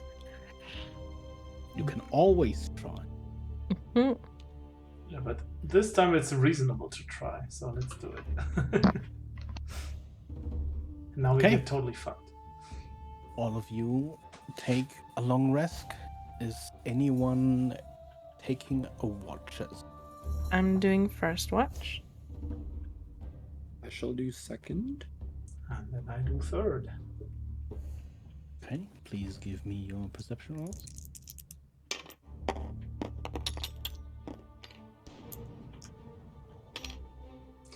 24. 18. Oh my. That's a roll. 18. I assume that we're kind of like sitting on the balcony watching the city as well. Evelyn is not. When she's kind of hanging out near the skulls and watching. And reading the As book and the- stuff. 15 for perception, and reading the book and kind of keeping an eye on the skulls. But Rats I'm assuming sitting on other the people. balcony watching Yeah, the yeah, city. yeah.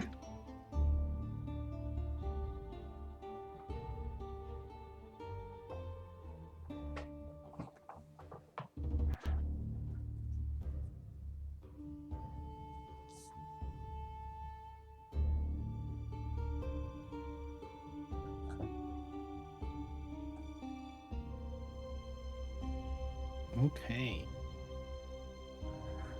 Then, as you guys take your short rest, let's take like a little 5-minute break because Was I it a gotta go long rest? pee.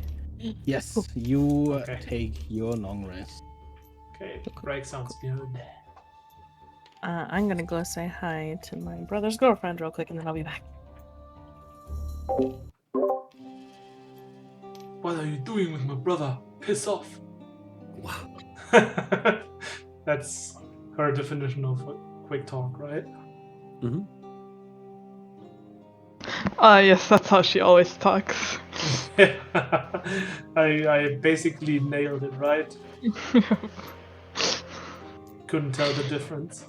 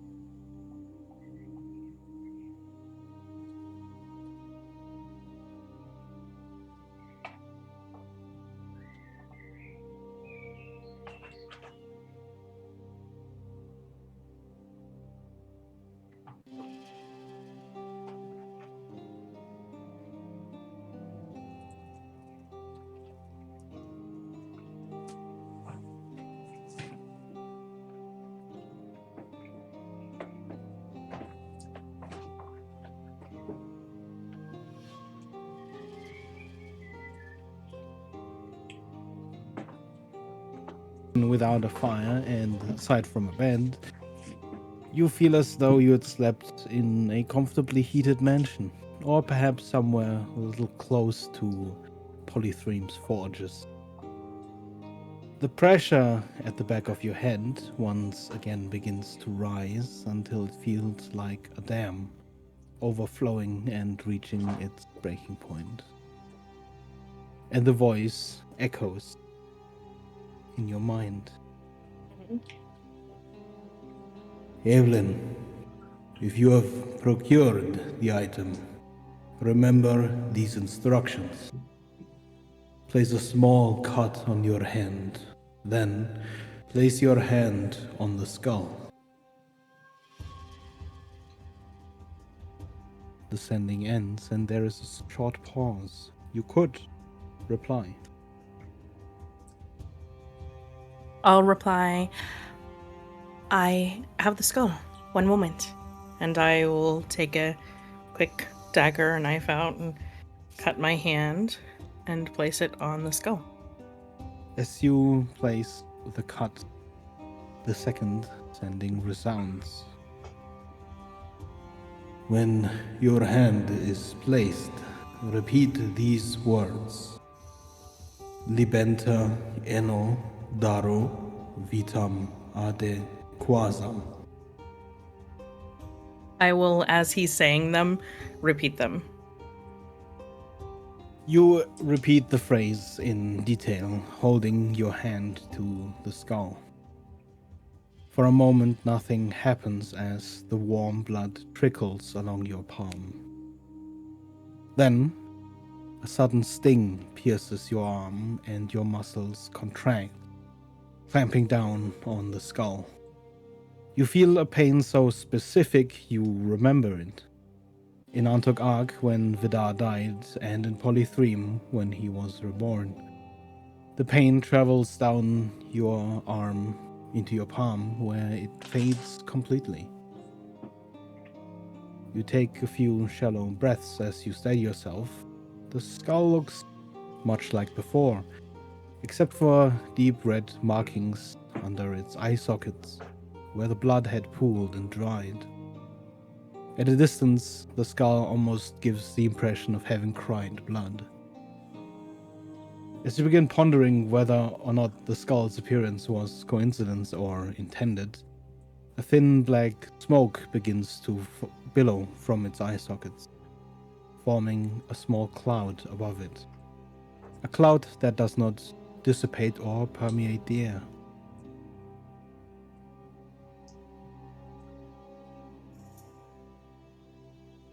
Vidar? A minute passes as smoke slowly collects and the apparition begins to shift. The form of a familiar figure bleeds from the billowing cloud, as if emerging but stopping halfway. And you look once again upon the face of the vampire Vidar. Good. This is better. I apologize for the extra task, but admittedly I did not foresee how much interference the blight might cause, even so far from the surface. It's As fortune or misfortune would have it, at least we know how to avoid such troubles. You may remember the time you were fleeing the blight across the country.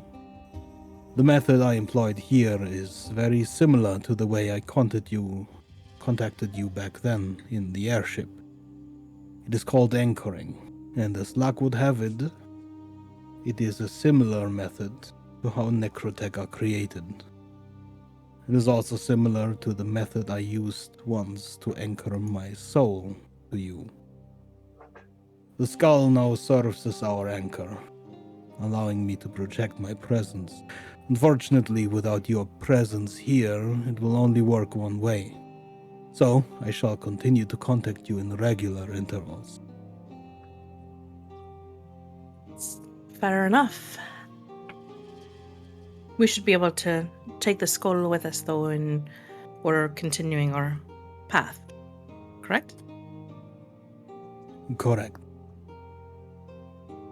Now, to the reason we created this anchor. Is anyone else awakening to Yeah. Vidar's voice? I mean, the rest of you would all be awake during this time. Okay. Morning. That's the one thing Soleil wants to see when he wakes up. Vidar. Creepy as all. You see a smoky Vidar and you Mhm. turn around to the other side, go back to sleep. Just heavy sigh, and then slowly, waking up and sitting down and listening. The biggest news, there was indeed an attack on the city, and it turns out it was thwarted by the Silver Construct. I have the report here. It appears that the Silvers all of a sudden began to act erratically and began forming a large group.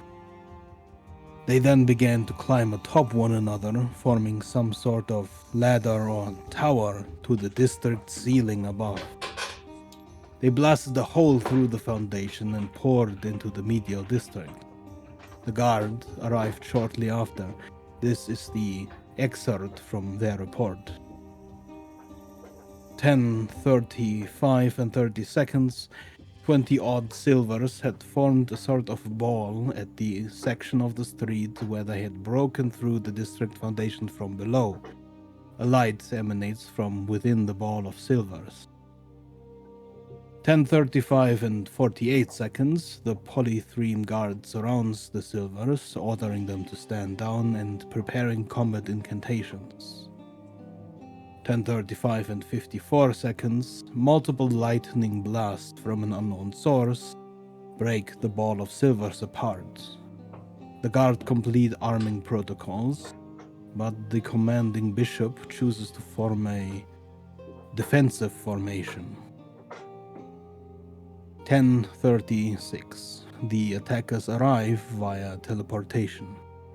I will spare you the long-winded descriptions here, you have seen them before. The large one, the smaller with the mask, and the warrior throwing the lightning. The one with the armor made of smoke did not make an appearance this time. 10:36 and 6 seconds. Although most of the Silvers remain motionless, one Silver, presumably closest to the center of the ball when the lightning struck, emerges from the pile. The guard note here it looks very different from the other Silvers. 10:36 and 12 seconds, the Silver releases a blast of energy into the direction of the attackers. Though largely seemingly unharmed, the attackers retreat via teleport. Following this excerpt, the guard has a minor standoff with the Silvers, but as the Silvers seem to retreat to the Doe district, a confrontation was not forced. There is both good news and bad news in there. More than ever, I am concerned of the Silvers' capabilities. Their coordination and speed alone is a threat, but what truly worries me is how they seemingly anticipated the attack before it took place. But therein is good news also. They did repel the attack, and thus seemingly, at the very least, stand on the side of Polythreme. The street the Silvers broke through is specified in the report. It comes probably to no surprise to you all that it was the street just behind Quartermain's.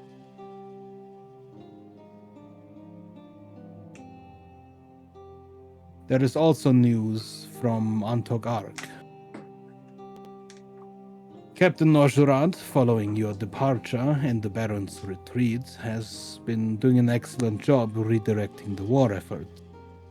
Most of the mercenaries have been sent to reclaim land lost to the Blight across the other side of the Lianag River.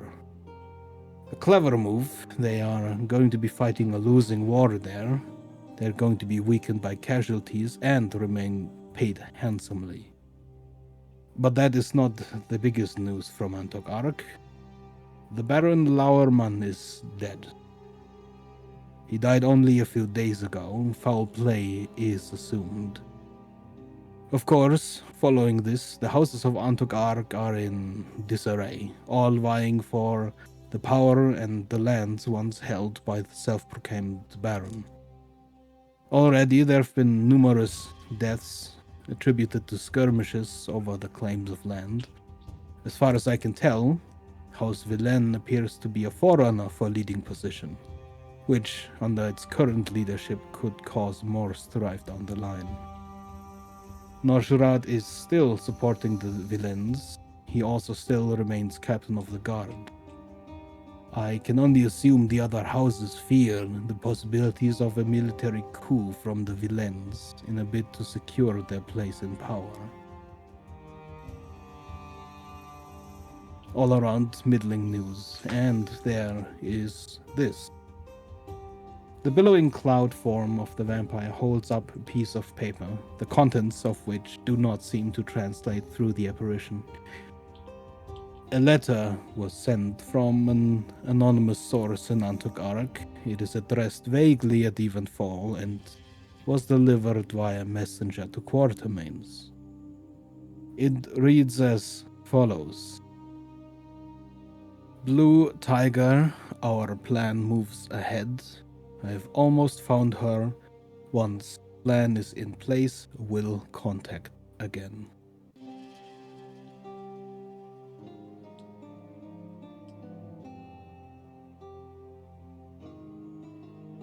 You guys can see Soleil. I mean, ever since like talking was about Antokar, he listened very, very closely, and Mm-hmm. now that he heard about this letter, he's looking like anxious to move, to do something, to finally be like, okay, guys, I'm out of here. I need to go for it now. Emlyn will take in like Soleil's stance, and then, how long ago did the letter arrive? Around the time I contacted you, I figured if you were addressed directly that I should pass on a current state of affairs. So, not too long ago, Soleil. Mm-hmm. Likely, if you still have more time before you receive anything further,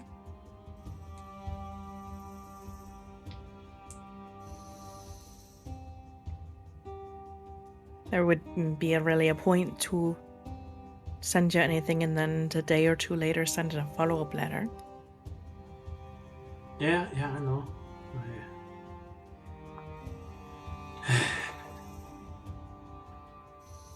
It's fine. Vidar, will you immediately let us know when there's more letters like this? Of course, it should now be easier to contact you. Great.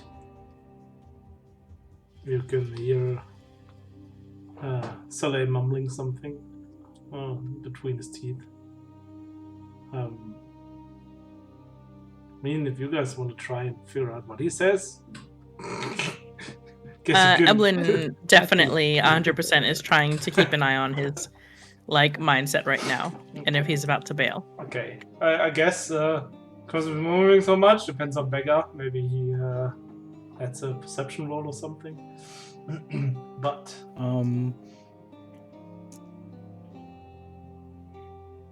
are you moving your lips as you mumble? yeah, Are you turned away from Vidar? probably not. He's facing Vidar and is taking in all these news. He's not turning around randomly, just look away. So he's just mumbling.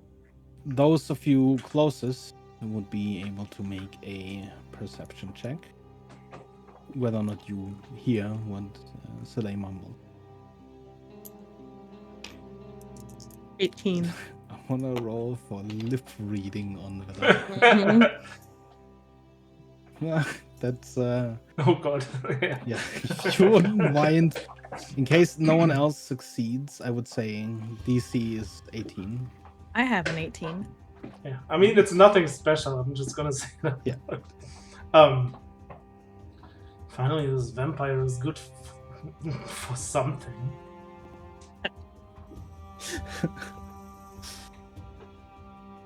Yeah, he's just talking about Vidar, just like the good old classic shit talk, basically.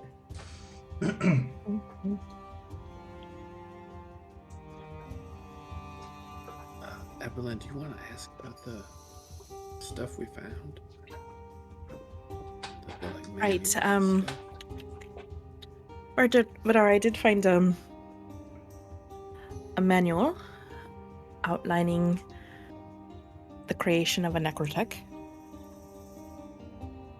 and the ritual needed. It remained in the city. It did. Fortuitous. And it is intact. It is. It looks like someone named Filiarda Onfisten left it behind when the Drow were retreating. I'd heard the city was abandoned. Interesting. It sounds like they could have originally abandoned due to the blight. How so? Did you find signs? I don't remember. I'm looking back in my notes. Physical signs of the blight you've so far seen none. But there was some wording in a letter we found somewhere, I There feel like. was a book you found. It was like some deal they made with devils, and then Let me check. Yeah, so I believe chapter 7 of the Planar Travel Compendium. The title was Reasons of the Infernal War, a first study of the Black Strand infestation. Or reiterate that to Vidar. Curious. I had started some research into whether or not the blight affects the other planes. As far as I can tell, they are suffering similarly to the same infestations we are. The Feywild in particular seems to struggle heavily.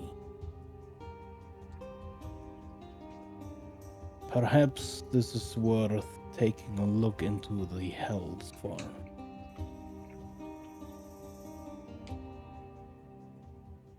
it sounded almost like we could make one if we found the right stuff, a necrotect, right?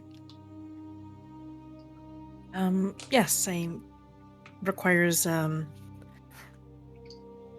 several various materials and bones, which we may be able to locate down here.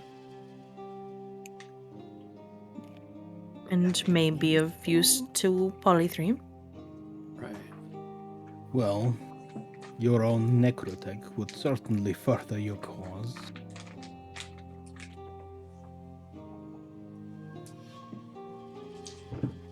Great.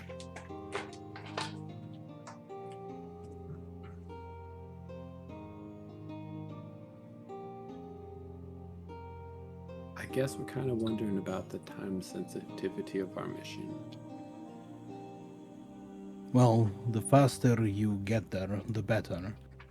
However, I entrust you fully to be aware of the challenges you face. If there are tools that will help you get where you need to be faster, or face fewer troubles along the way, it will be up to your judgment to decide. As it stands, there is no deadline you have. I think it should only take us a few more days, potentially, down here.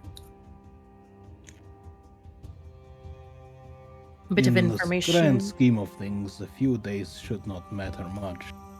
It is only when the days add up to a longer span of time.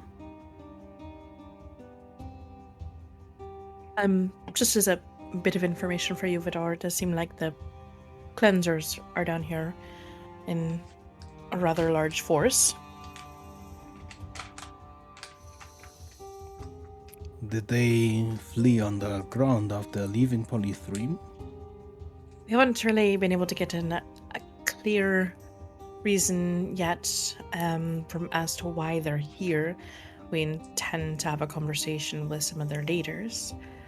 This group, it sounded like, has been down here quite a long time, even before that. I had heard of cleanser missions throughout the lands. Of course, they are employed in multiple places, protecting settlements and such. Does not strike me as unusual. Okay. You were talking about information from the different planes. Just a general question. How many planes are there known to you? In general, I'd say.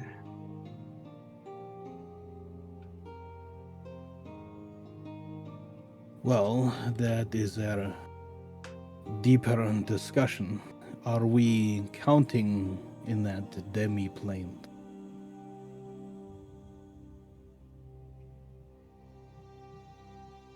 What is the difference? Then that my answer will probably depend on that. There are about 24 major planes that are largely accepted, but individual gods do have the capabilities of projecting their own planes. They are known as demi-planes. They are less constant as the larger planes would be. The garden would be one such place. The garden itself is worshipped as a god-like entity, but in and of itself, the garden is a demi-plane. Sentient, perhaps. I would count the demi-planes then. Then we have at least 25. Funny. That's a lot.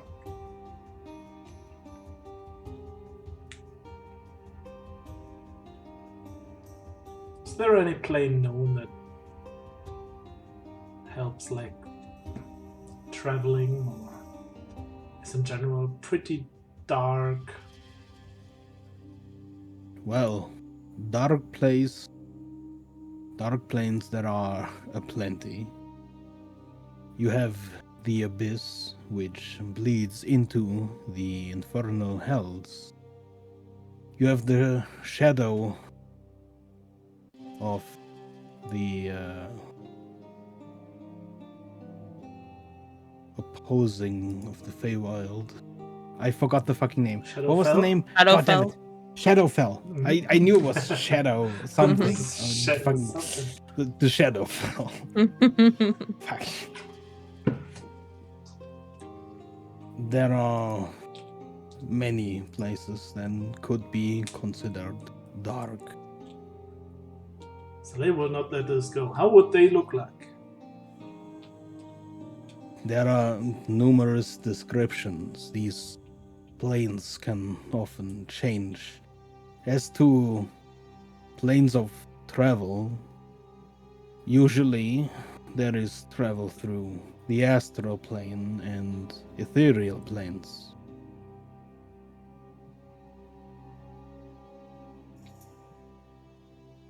Like if there's a specific plane you're attempting to have information on, perhaps sharing more of your thoughts on that. She knows what Soleil is getting around, but she's Yeah. also trying to be like, just let him be the one talking.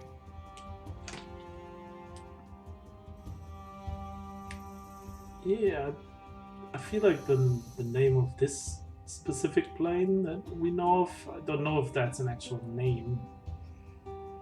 I mean, I can tell Vidar that the person we've met that talked about this plane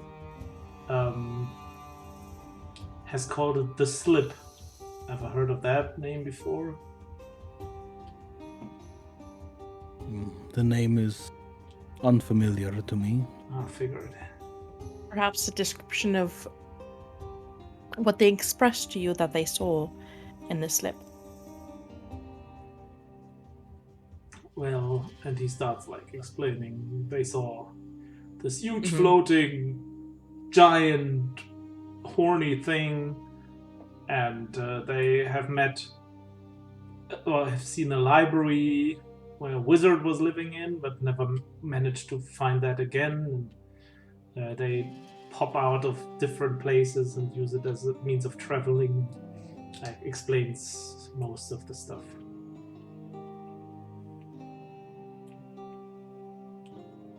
Does that like sound familiar to a plane that has been known for some time? If the giant thing was perhaps a god's corpse, it sounds very similar to the astral plane.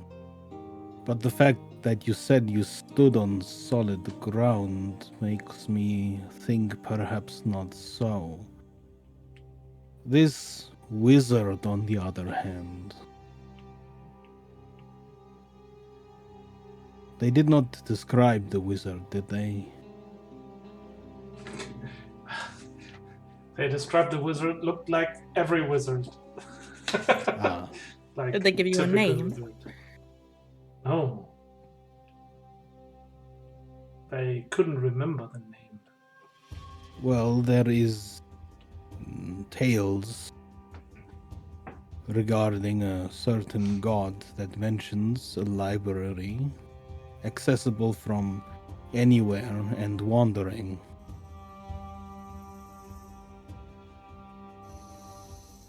So, perhaps it is a demiplane after all.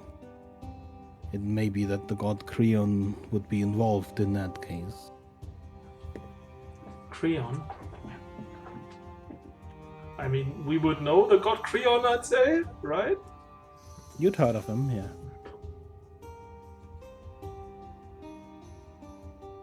I'm gonna open Beggar's thing he sent me so long ago. It Or us. should be in the Rather. Should be in the gods resources. and factions. Polythreme thing, yeah. Factions Gods. Found the PDF.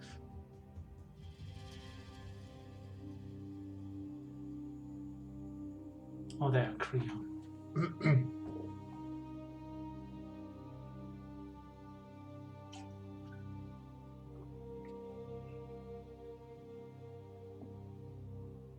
Oh.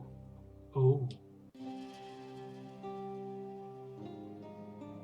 Worshippers pray for visions of mere fractions of his knowledge.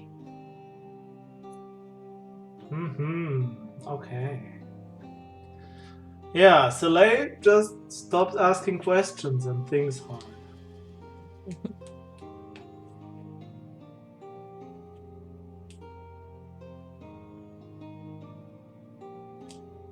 Makes sense. All things forgotten, and the losing things in the slit.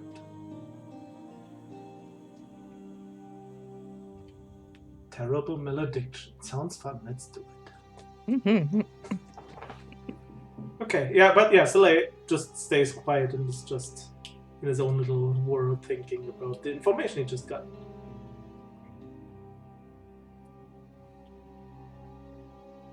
Oh. Creon is said to appear when he does as an old man, robed, long beard, as any wizard would. He is often also called the first wizard, but I do not know the details of it. I could look into it, if that is your wish. Yeah, could be important for a mission.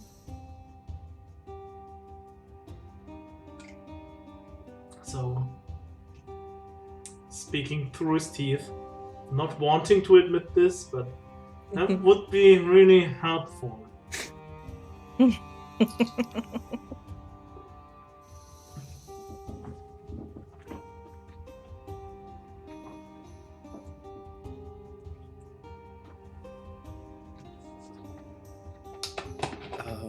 But I'm not saying you're like a recluse or anything, but have you ever heard of a recluse dwarf called Green Eyes that, I don't know, haunts the city? That seems like a very general description, and no, I have not. Okay, I mean, I just figured, Of course. Like, have you heard about this demi-plane, blah blah blah. Have you heard about this random dwarf? I mean, Like, I love the change in... but our haunts his main, and yeah, I'm just gonna stop talking. Everyone is like trying to not look like, but like it's failing miserably at this look of just disappointment. Her companion. Poor Red. Look, it might be a wizard. He's clearly very powerful, and that he's able to take down bones constructs with a single shot. Also, I'm just saying, maybe you dared of him. Otherwise, able and disappointed in multiple people. I feel like Soleil's questions were pretty reasonable. No, it's fine. It's fine. It's just I this feel whole she's like generally disappointed in everyone. Yeah, just generally. generally, yes. She's just not hiding it very well. At the moment. That's just her like standard. Resting disappointed face. Yeah. Mm-hmm. Like, I mean, just try and remember back, when hasn't she been disappointed by any of us? Like, try to think about the situation. There weren't many. Sure, when you No. defeated that one in Atagonk, Mm-hmm. sure she was maybe a little bit. And you disappointed. and Rat and you essentially won the competition. Yeah. You know how many months ago that was. So Mhm. since then, Evelyn has been just like, oh boy. Disappointment. Definitely was murder. disappointed that you guys didn't see why she killed that guy. I'm not angry with you Should've guys, been I'm just obvious. disappointed. And someone lost some books. Oh, that was very. Well, I recent. didn't lose them, but they were kind of taken from me. You know? Rian You took were them. you We were know. responsible for the books, and you no longer were in possession. Thus, it's your fault.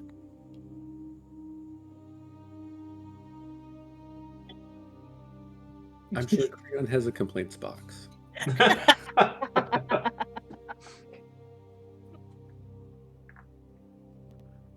Right. Well, I believe we're have a few spots. We're heading out to the city today. See if we can't get some more answers or tools to allow us to continue on our mission.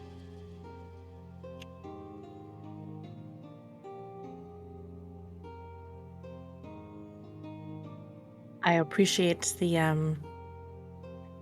update on the going-ons of the city. Vidar. Of course.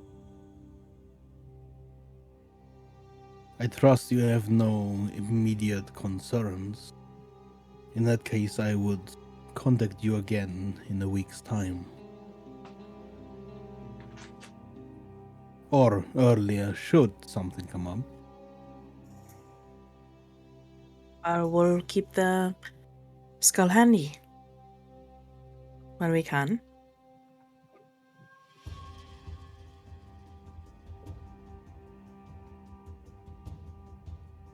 She'll kind of do a quick glance around at everyone to make sure there was nothing else they randomly needed to ask Vidar. Nope, Then- Soleil looks like he's glad he doesn't have more questions. And then like kind of nod to Vidar. Well, best speed to everyone then. She'll move to stand up. As the connection breaks, this cloud that had formed the apparition sort of tumbles and rises up to the ceiling like a regular cloud of smoke would. And as it reaches the ceiling, it begins to dissipate.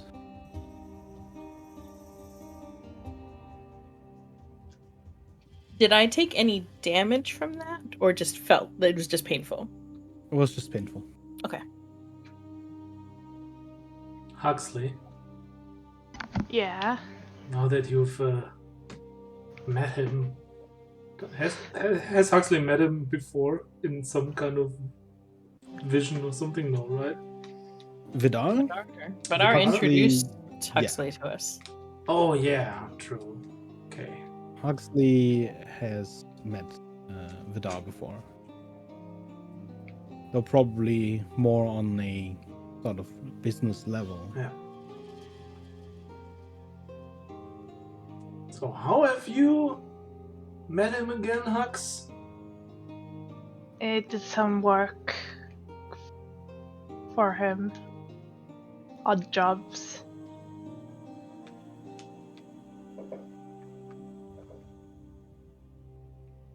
Do you trust him? How do you mean? I mean, do you trust him? With what? With being a decent being. He Evelyn actually laughs at that, laughs out loud at that comment. he paid me every time. So I guess yes. Okay, Soleil just stops asking questions because he feels like not the right person to ask. Out of curiosity, how much did he pay you? Because Rhett remembers how much we paid him. I mean, in total or like for each job? Yeah, just like total. Oops, sorry, I dropped something. Is all my gold coming from him, beggar, or I'm assuming you also did other odd jobs around town. like He usually pay you like, handful of gold here and there. yeah, it was just small jobs, nothing big like this. So like a gold or two type of thing. Like yeah, like 10, 20, 50 sometimes, depending.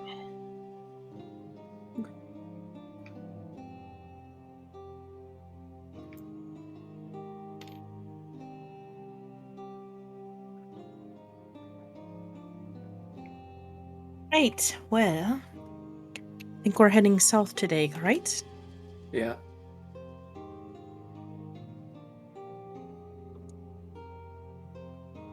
Probably can fly out to over the wall, or head out from the path here, one of the main roads, and head south. But did we want to go past the giant's deathbed on the way? Yeah. Might as well. I think we should stay on the ground once we get outside the wall, though. Right. The, like, inner wall. Right. We could probably make some work from flying from here to head towards the giant's deathbed. And then from there travel on the ground. Yeah.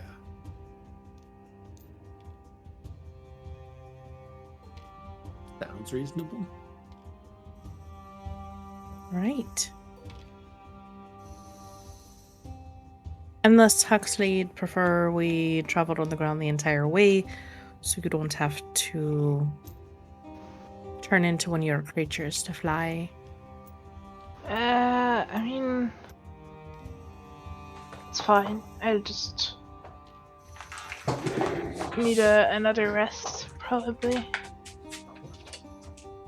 Right. It wouldn't be that hard just to go out the gate at the bottom and along the outside of the wall. Right, whichever you prefer. Just don't want you to feel like you're forced to do that, of course.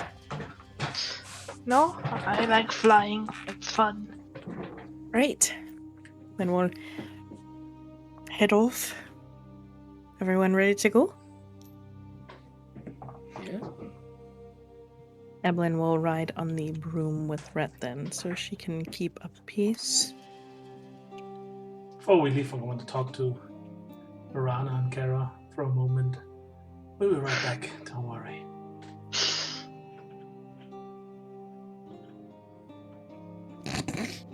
Mm-hmm.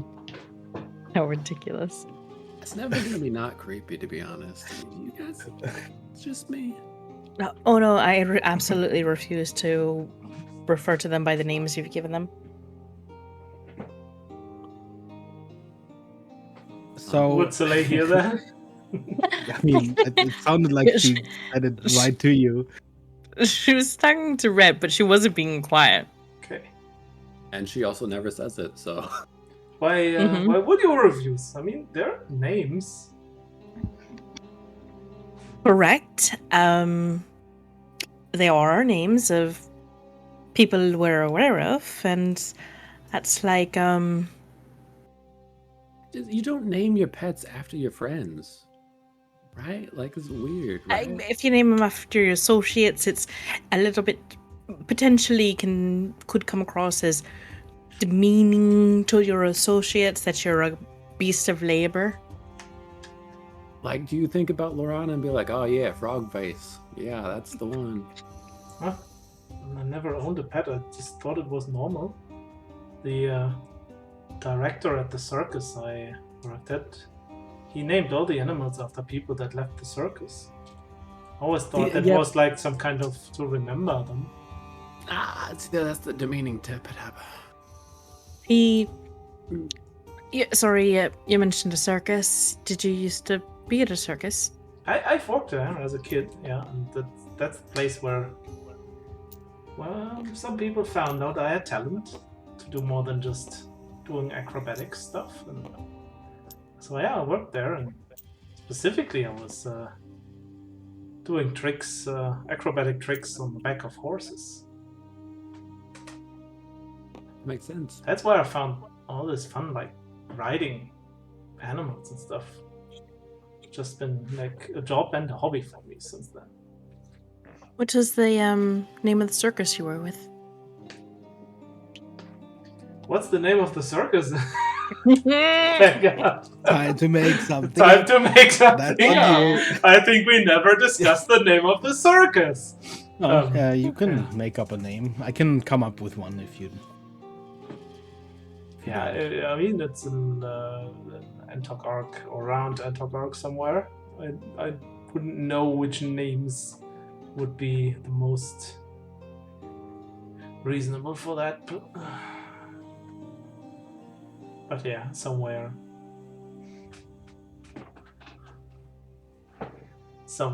Yeah, just to make up some. I believe in Mega. Okay. It would be called the Rolling Barley Circus. Rolling Barney? Barley. Barley. Okay. They used to, instead of hay bales for their tricks, used to use large bushels of barley. I highly doubt it, but I've never heard of this circus before, correct? You have not. What, you highly doubt that it's named like that? No. Yes, I highly doubt that's the name of the circus, beggar. So No, it's right here in my notes. people would just leave, and the circus leader would name animals after Yeah? they left. When they decided to like set out and do something else or whatnot, then usually when we got a new animal, he named them after the people that left, like some kind of remembrance, and we all would like still have them in our hearts and remember their names and stuff. Thought it was a nice gesture. I get It's where you're coming from, Interesting but gesture. still struggling with the frog face thing. So animals were they What's normally wrong with obtained? the frog? They're ugly. What? Wow! You're not ugly, Lorana. You're beautiful. I'll pat her cheek. Just Yeah, out maybe of it's just, curiosity, how quickly after people left the circus were they replaced by a creature? Oh boy. Yeah, usually immediately after when we got a new creature, like, oh yeah, like Benny left us 2 weeks ago. Let's call this one Benny. Well, so was Someone there a has lot of two like thoughts changing? on Did this a lot of situation. people leave new animals all the time? You know, describe more detail. More detail about what? They're just people. I mean, that's the workplace, right? Like some people leave, some people join. Then there are new animals. Then the old What was the animals mother's die. maiden name of the carnival's owner?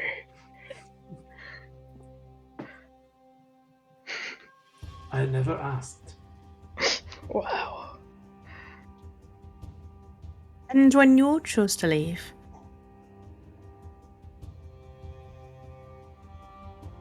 How did that, what made you leave? There was this one day there was this night in the stands, and with I don't know, with some kind of family member, they just watched the show, and afterwards, after the show, he came to me and like asked me if I wanted to be trained by him, and that's how I got trained as a soldier, and in the end ended as Lorana's bodyguard. So wait, you telling me there's some like horse or dog out there named Silas Crowley? Is that what you're telling me? The animals usually didn't have last names. So just Silas. Maybe. I haven't been there in quite a while. You feel okay being compared to a dog? Whoa! Wait a minute. No. This is like you can see him talk to it through his teeth right now. We never had dogs there. Okay. At least when you were there, but after you left. Mainly horses and some more exotic animals. No dogs. But they could have taken on a dog or two after you left. I don't think so. Where I'm coming from. You see where I'm coming from with naming things after things, though? How sometimes it could be kind of not so nice. I mean, it's not a dog. It's a frog. Right. So nothing bad about it. Very similar sounding. Unless your friend was a fly. You see? Like, think about it. And we need to keep going.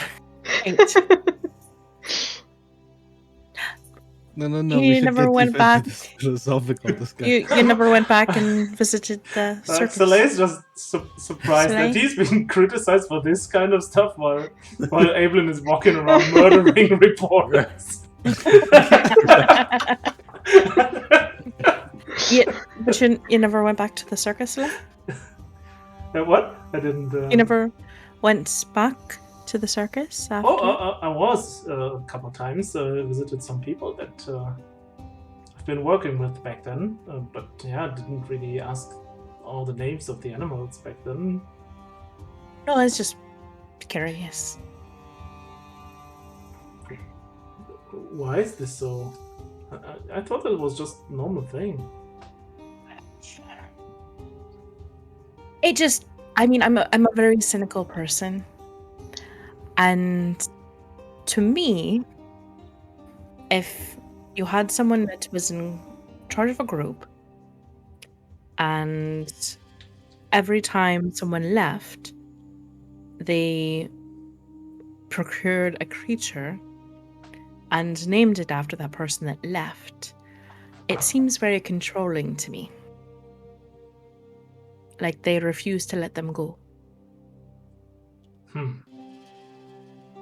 I mean, didn't really want me to go back then, but after the night talked to him a couple times, it was fine. Right, but I mean, I'm just saying that's why it comes across strange to me, that is all.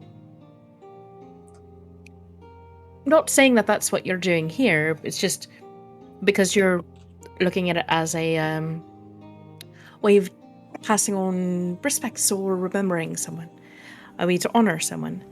But when you do that repetitively like that, it just comes across as extraordinarily controlling. But then again, I'm a very cynical person, so I could just be reading too much into it. Also, if he would stop doing it, wouldn't that be dishonorable for the people that leave now? Because all of a sudden they're not animals named after them? I don't get this whole thing. It's just a thought of mine. I could be entirely wrong. It's just, it stood out to me. That's all. That's okay. I never really thought about this in this way. It's probably nothing, it's just my overactive imagination. You throw enough things at me and my brain starts drawing different lines. Maybe when Sometimes we get back, no line's meant to be drawn. when we get back to Polythreme, we can just ask Kara to see what she feels about it. And That would be if she fine. doesn't like it, then we never mention anything to Lorana about this. That's makes fair. sense. I think that's a good test. Okay. Right, so on our way then. Mhm. Yeah, let's go. For the record, I would never name a dog after you, don't worry. I sure hope so. Once Evelyn gets on the broom with Rhett, and there's like a little bit of a distance between what I'm assuming Soleil riding on the back of whatever Huxley is turned into. She'll have a brief conversation with Rhett. Mm-hmm. Rhett, Uh-huh. 2 things. Yes, you can sit in front today. That's fine. That wasn't one of them, but I appreciate it.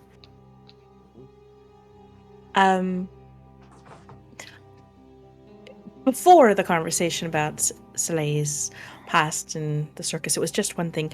But I'm probably looking too deeply into this, or thinking people are much crueler than they are. I don't really normally see the best in people. But it's probably good that Soleil stay away from the circus. Specifically his old one? Right. Yeah. I mean, to me, it just comes across as either someone so controlling that they can't let someone escape, or they never did. I see where you're coming from. Yeah, it's pretty weird still to me. The other thing, I'm very concerned that Soleil, if Vidar receives another message, will want to depart immediately and leave us on our quest. And we need him on this quest. And this is me attempting to communicate, because my inclination, and she's having a very hard time saying this all out loud, Hmm. if Vidar were to contact me again in the interim, would be to tell Vidar not to tell us if that letter comes Right. until we return. Counterpoint. It is entirely possible that we can also, if it comes to that, directly contact Noshra in an attempt to reassure Soleil, at least for a time, that everything is okay and that it can remain with us. But what if the message is something along the lines of, we need you now in Antigaric, Yeah. no less than a week's time? I can see how that would be very problematic. So I'm attempting to have a joint decision on this instead of taking things into my own hands. Which would be the better option to ensure that we succeed on our goal?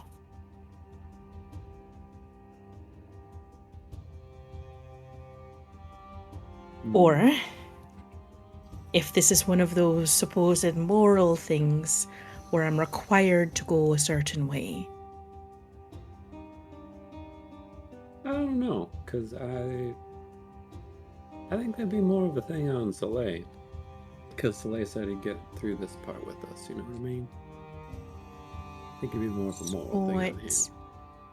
It's more about telling Soleil if that message does come through and reminding him, you've already promised us this, and you're morally horrible human being or creature if you decide to not continue on this path. Sort of. Right. Well, yeah. I mean, like, Lacey is a very, I think, loyal person. He's clearly Right. loyal to Lana. What if... Remind him that he's loyal to us as well, type of thing. Yes, which is fair, but what if Fedor passed on a message that your mother was grievously injured and was asking for you now? I see your point. I think there's an argument to be made that the fastest way is through in many instances. It's not like I could go back on my own anyway. Or neither could Soleil. I could certainly try. Leave us in a bit of a pinch. Would it lay your mind to rest for you to contact Noshra directly? I think it's... I don't think I care that much about it. But, more if I should ask Fedor maybe to screen it before relaying it.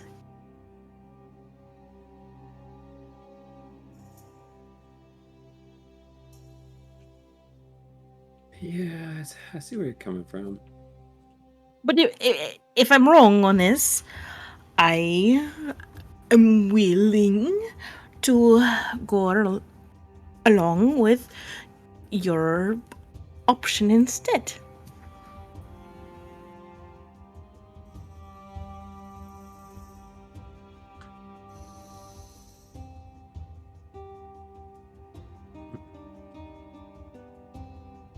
Let me think it over. We've got a week, right? Till he contacts us again unless something comes up. Which I believe, if I understood this correctly, Beggar, he was going to send sending to me first so that I could make sure I'm near the skull. He didn't specify, but you could probably assume something. I think he would attempt to contact me independently first if there was something that came up prior to that to make sure that I was able to get near the skull so that we could have a conversation. So we have some time, yes. Yeah. Yeah, I mean, if he does that, I guess you can ask him if it pertains to Soleil.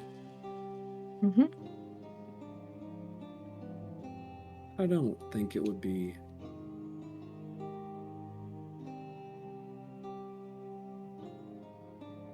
I don't know that it would be even wise to withhold information.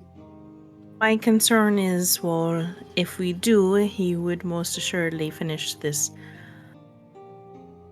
line of the quest with us, or our mission. I think that would probably be the last time, which then we could potentially find someone else to step into the void that he left that had his similar skill set.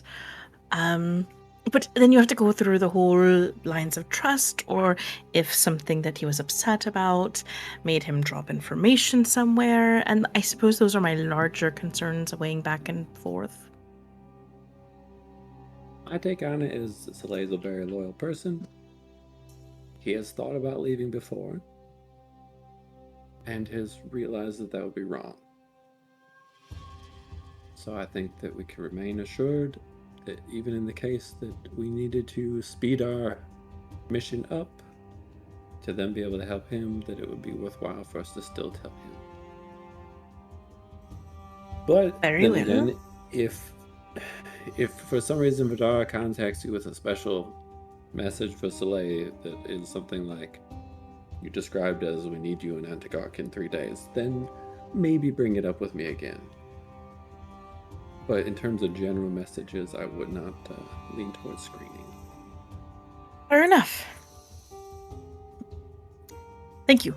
Of course, I appreciate you taking my insights into your thoughts. I'm trying. Right, well. Any of those bone devils flying around anywhere? In the meantime, Soleil is gonna I don't say know. to I'm sitting in Hux, the back. Hux, you think you can do a barrel roll next? That would be awesome. You know, You a do what? a barrel roll. I'm gonna need an acrobatics roll. a barrel roll is like See if you give on. sideward roll with your whole body, like Forward. 360. Yeah, who do sure. you want to make a acrobatics check? Me? Well, you. Okay.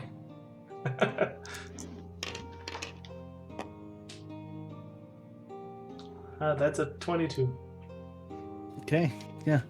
Comes very surprising immediately after you say that. And Hugs just says, a what? And you say, sideways roll. He just immediately does it. But you managed to keep on. Yeah. I just can't imagine Evelyn's face when she sees this. Did they get shot at over there? What? I'm not really sure. Looking around for danger. I can't see anything. I feel like I'm rolling like an 8 out of 20 on my.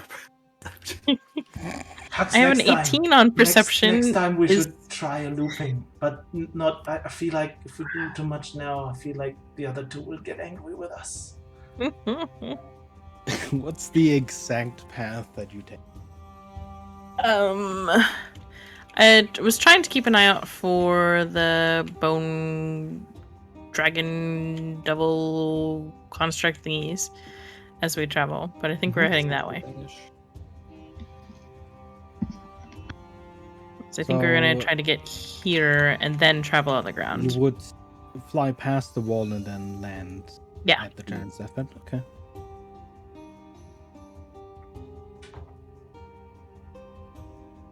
Like close to the wall side of it. Yeah. Give me a perception roll. That was the 8. That was my 18. To look.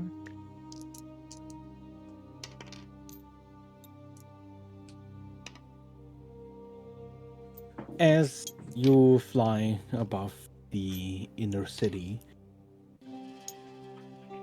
it becomes a little bit difficult to see these flying undead through the fog further outside, further in the depths of the larger city. But as you reach the wall of the inner city, as you already begin to descend, you do spot them flying in the distance. Some relatively close, circling above the buildings just beyond the large pit. But some you also see flying higher, further away.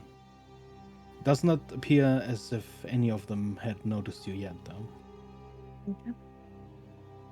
Amidst the tall buildings, in the shadow of the high inner wall, lies an enormous pit.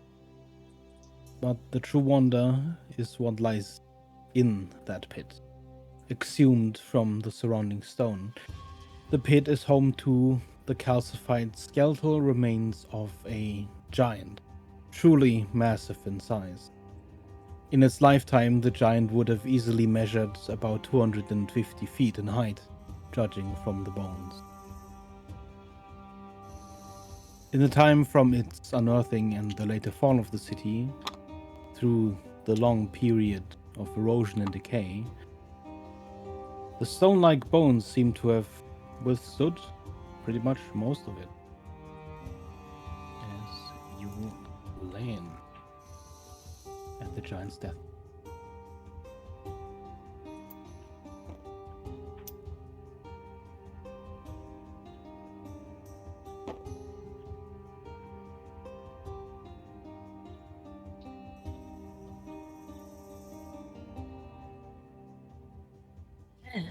Jeez, that's a big sword. I immediately, in my mind, compare this thing to the great fallen dead god in the slip to see if it has any resemblance. Well, it's vaguely humanoid, so that's a check. It's pretty big. That's a check.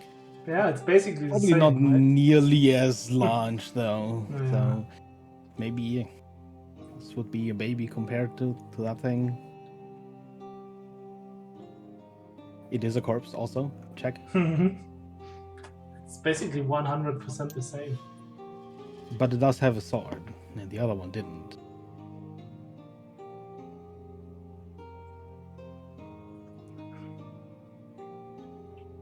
So the does it look like the city structure was built first and then this giant collapsed onto parts of it, or that they somehow built pathways like and that were just absolutely blocked by some of these limbs? On some of the sections, the pathways, like here, Mm-hmm. pass somewhat underneath the bones. On Okay. some pathways, it does look like the bone has fallen onto the pathway, though there's no real indication as to why.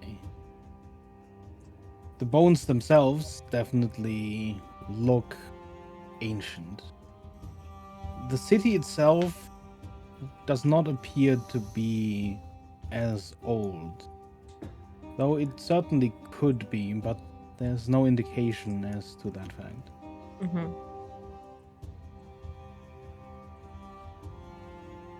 I guess I know the note made mention of potentially finding interesting materials alchemically or magically.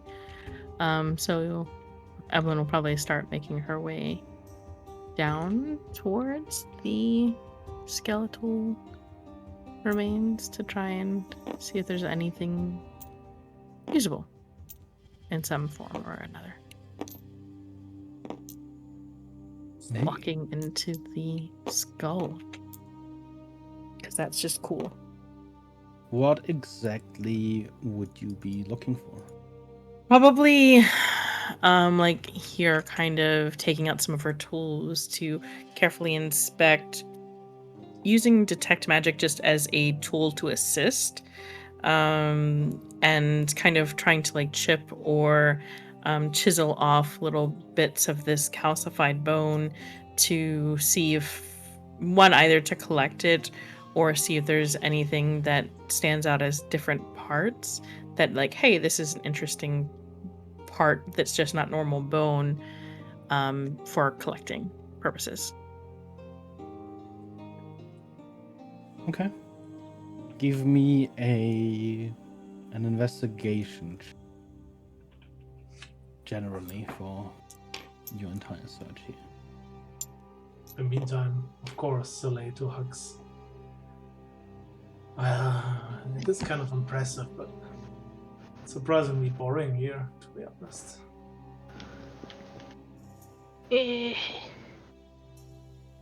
Wait, am I still a... Are you A still fly? Arrow? Probably not, right? Or I mean, that are you still completely Arrow? depends on you. Oh, no, I'll turn back. I think Would- we This whole place is boring. need to stream or show Freya. Oh yeah, right. No, I'll reload. I was giving Oh. my computer a break because... Yeah. Question beggar. Mhm. Since I was using my tools, would I be able to use my feature that says if I'm using my tools I'm proficient within, I get to double my proficiency bonus? Which tools would these be? Probably the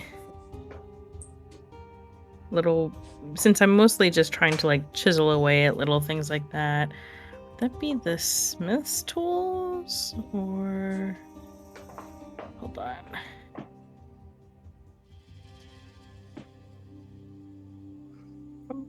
Probably like I'm not sure if it's should be tinker's tools or smith's tools that make more sense.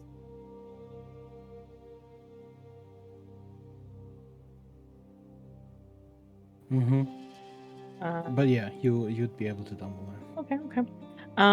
Then my natural 20 would make that into a 32.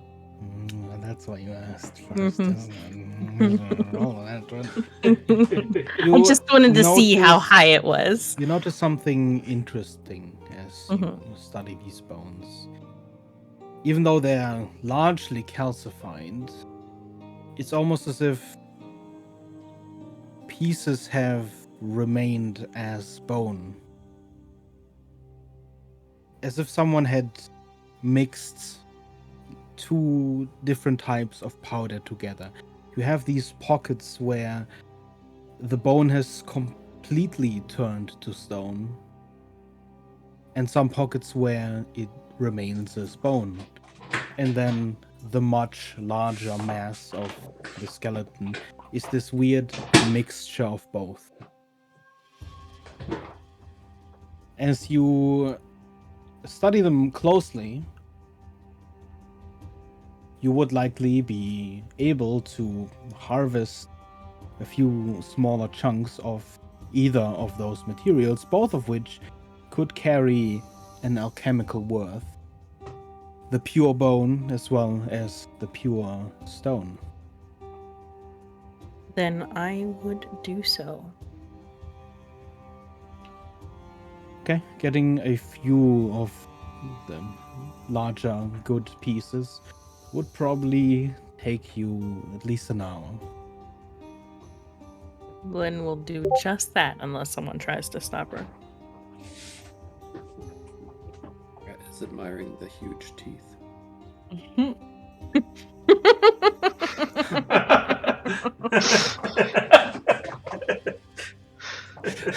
No correlation. No. Right. So pearly. So muscular. I can make them so muscular.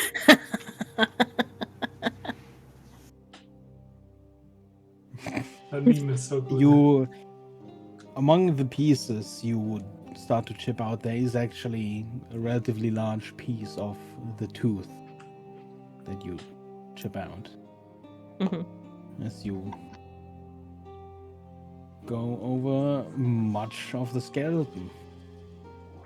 You keep more towards the central area, around the skull, the rib cage, the chest plate, the spine, where you find many of the larger pieces. As you get further out towards the arms, bones, generally the limbs, seems that the concentration of just the mixed material seems to take overhand.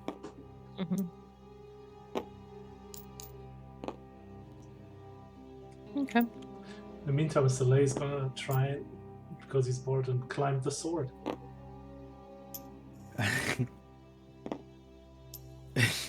Okay. And he's just gonna walk along to As see. you step on the sword, as soon as you reach the sort of overhang where you are on the bridge essentially formed by the sword, you hear this deep just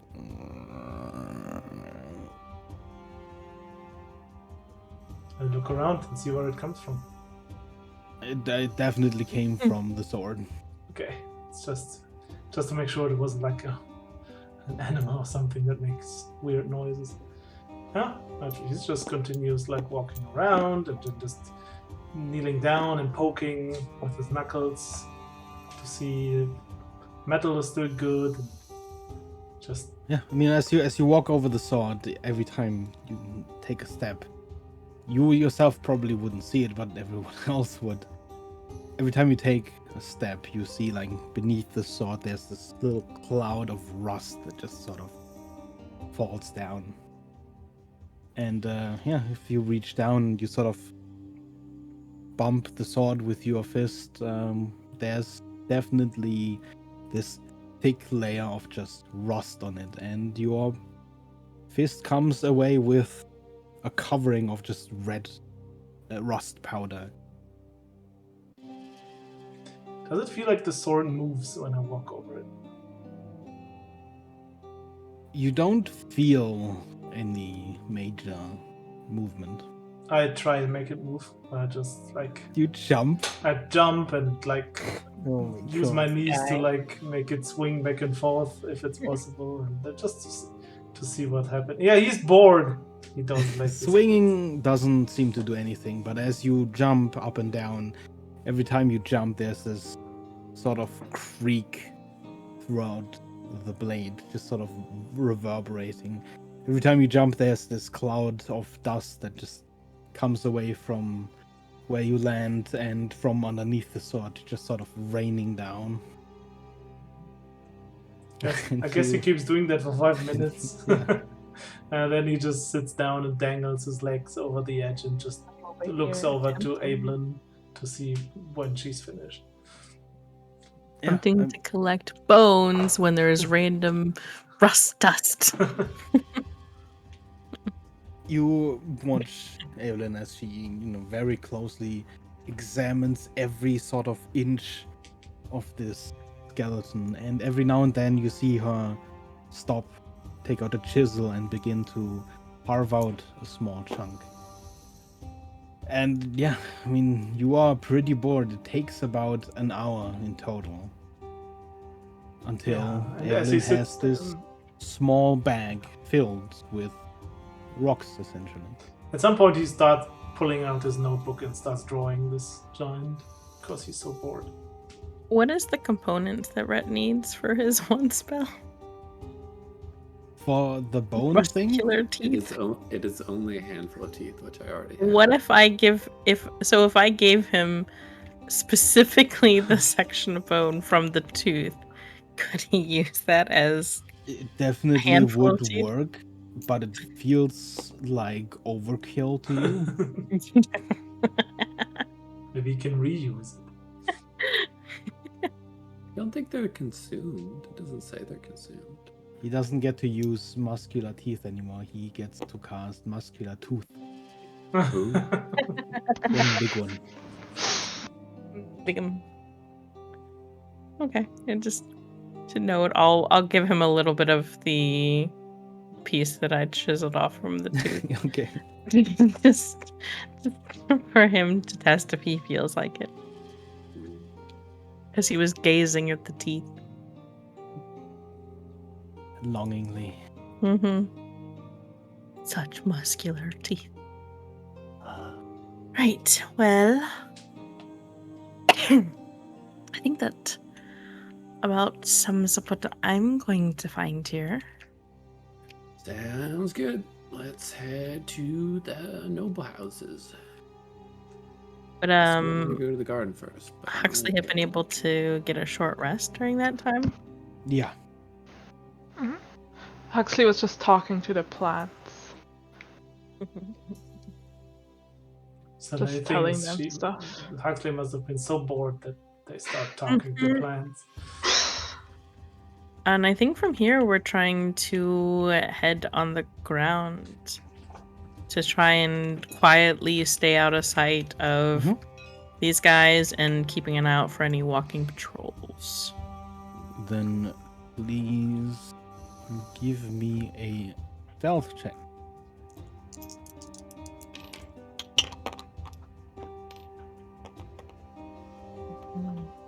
Nice.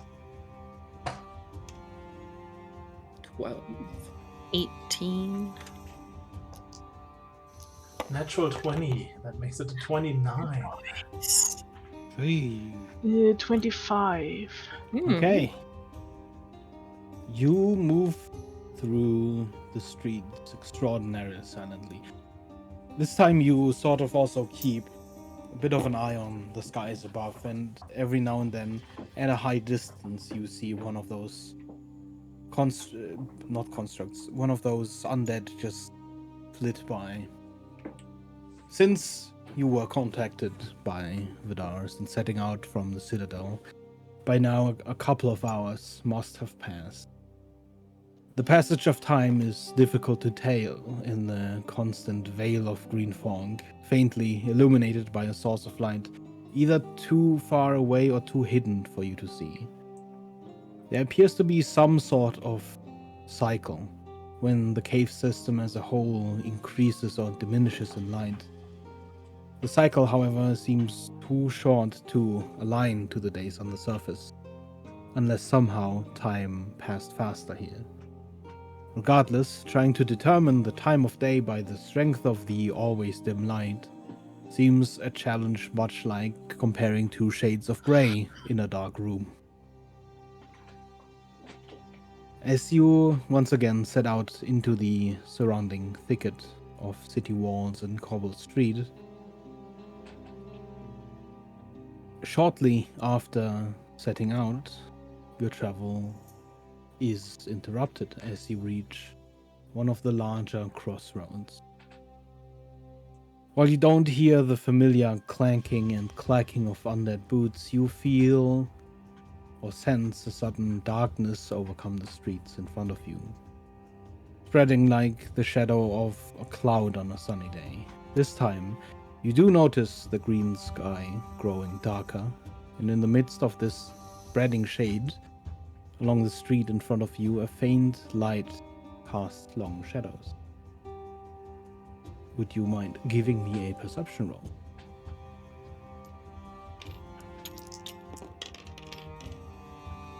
13. 12. I only know extremes. Natural 1. Oh my goodness. Come on, Huxley. Uh,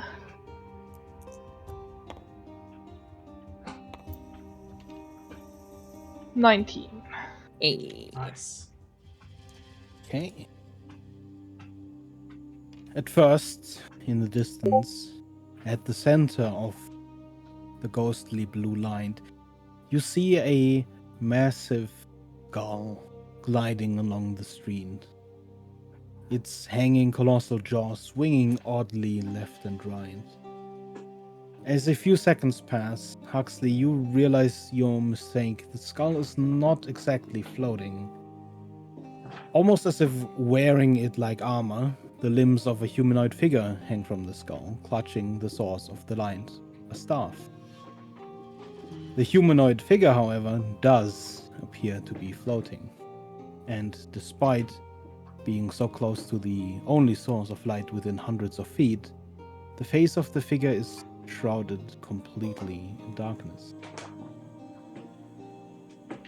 Then you do notice the sound. You hear the clacking and clanking of the undead, following behind the floating figure. Long lines of armored undead march in an asynchronous, uneven pace, following the light. At a crossroads, still 3 or so blocks away from your position, the entire procession turns the corner, and the light fades past the line of buildings, dragging the procession towards the inner walls of Vitius.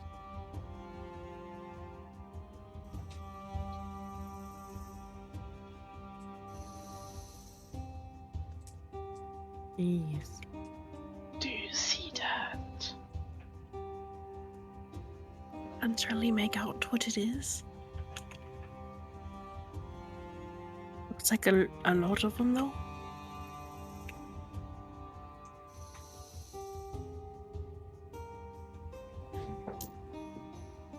Doesn't look very comfortable to ride. Imagine not. Let's avoid that. Agreed.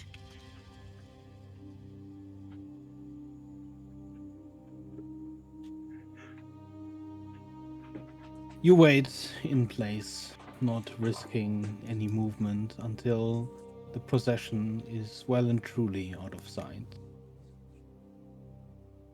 Where would we have seen this procession on our city map, Piker?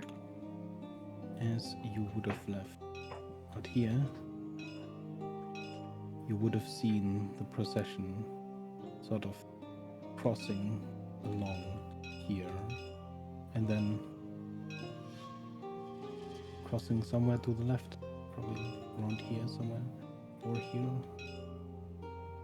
Is that? I mean, I doubt it's necessarily related, but this is kind of the same place where they saw the one bone thing go down, right? Yeah. Okay.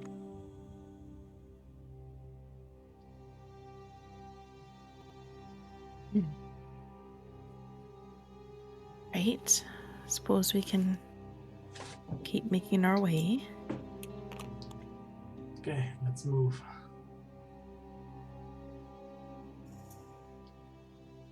As you enter the district surrounding the Domum Nobilitas, the houses grow taller, wider, more ornate than the houses lining the outskirts of the city. Yet, despite its opulence, or because of it, the destruction wreaked here by Fortune Seeker is worse than anywhere else. Not a single door you see remains intact. Where gates couldn't be breached, windows lie shattered open, smashed to shards. Following the directions through the district, you come to a halt in front of a tall building set apart from the rest. Its ornate solid stone facade makes it seem simultaneously more and less grandiose than the manors that surround it. Its walls, though ornately carved stone, bear no windows, as if built to withstand a siege. Yet, its domed roof consists of large panels of glass, a sky dome in an environment where there is no sky. Red, you can give me a quick history check.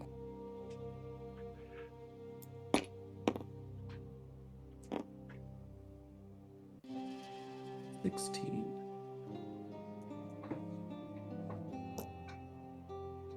The name Domum Nobilitas, translated to Drow, means essentially the common house of the nobility, which in and of itself is an oxymoron.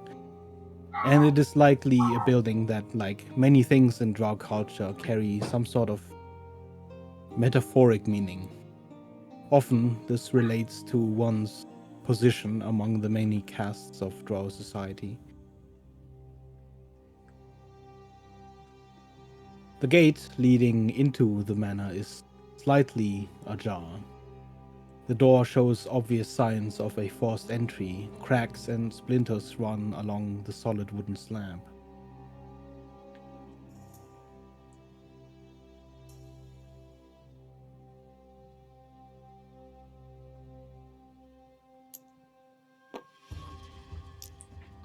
Place looks pretty looted, but they might have left something like a musical instrument, which is what I think I'd be looking for in here. Or something unlocked by you playing. Right. That's what I mean, like maybe a built-in organ that then unlocks something. Right. Well, let's use caution. Keep an eye out for any sort of traps. And press on. It's also where I'd expect to find other treasure seekers, so Right. be on the lookout for that as well.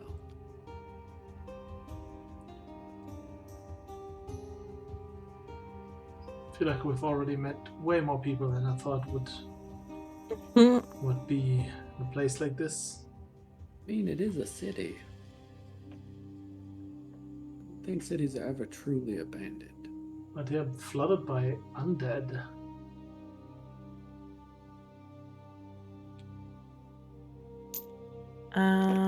Approaching the door, you said it's cracked open? Yeah, it's slightly ajar. I guess I'll carefully glance it over, see if there's anything blocking it on the other side or keeping it from being opened or... Through the crack, you see a stone statue that does bear some similarity to the gargoyles you face. But other than that, you see mostly an open hall. There doesn't seem to be any obstructions directly visible through the crack. Looks like maybe some sort of statue down there. That Yeah. could just be a statue. It's a hall of nobles, so they likely have statues. Yeah, I should have thought about this before. I wonder if there's like some trinket you're supposed to carry to like make it think you're part of their nobility. This is like a noble common house. I'd assume they'd have some type of security, but I don't know. Maybe playing this melody you were talking about proves that you are of noble origin or something. I kind of doubt that, but maybe. Either way, I don't think we've seen anything like that, so... Press in then? Yeah, it'll probably be hostile, but might as well. Evelyn will start to move to push the door and then reconsider, thinking it's probably been stuck this way for a little bit. Huxley, you want to get the door? Out of the way. She'll back up.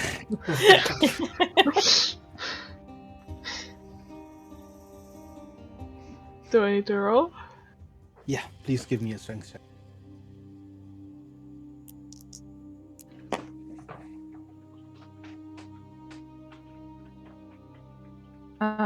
25. No, 28. By door. Not too shabby. Oh, Door? What door? If you push against the door, you hear this loud as the door creaks open, and you see bits of just rust fall from its hinges, and in front of you opens a large hall filled with statues. Along pretty much every open piece of wall, you see a statue embedded into the wall, as well as multiple statues of gargoyles strewn around the actual room. In the middle of this large hall stands the statue of a drow, tall and armored, holding a sword. Curiously, this is something that you would notice, Red. The statue is that of a drow male, which in drow society are generally regarded as lesser.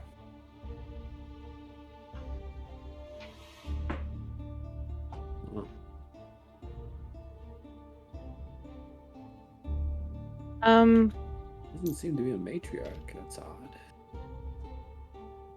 Fire, would I know if I had done like detect magic on the statues that were back in the vault, if that would have flared as letting me know they were magical, or if that would have the nature of the gargoyles would have innately hidden?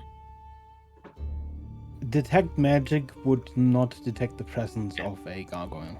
Okay, that's fine. Right, well, there's certainly a lot of statues. I'll put detect magic up just in case for like magical trap kind of things to be blipped, but they could still just be statues, but probably be on our guard.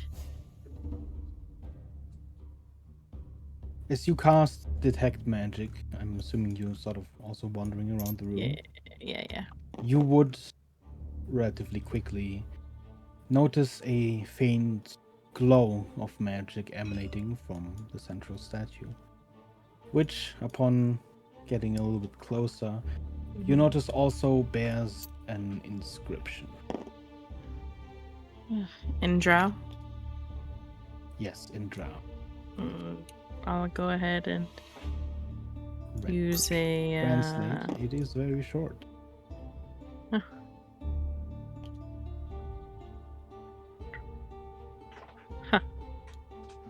So does Rhett translate that, or do I translate that? Yeah, I can. In the meantime, I'm gonna poke one of the gargoyles with my dagger. You hear this tink as your dagger hits stone. But there's no reaction from the statue. Would I be able to tell what type of magic is coming from the statue?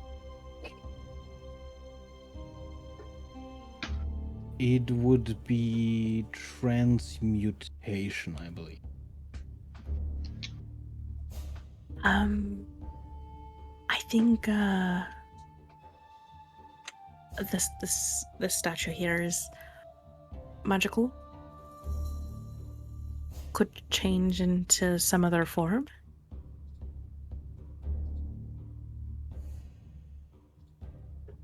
So possibly be cautious about it, or it could be part of the key we're looking for, or it could just be one big trap. I don't see any bodies in here, so it's not looking like a trap, but... We haven't heard this name in any of the books or anything that we've read, correct, Beggar? You have not. Okay. But as you look around, now that you found an inscription, you notice another lying inside, above and beyond the statue at the center, engraved on the ornate archway at the top of the stairs.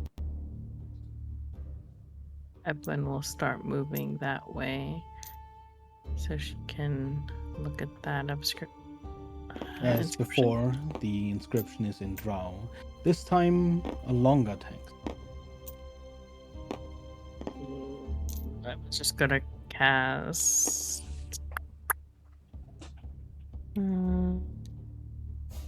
Where'd it go? Comprehend languages, and that'll be up for an hour.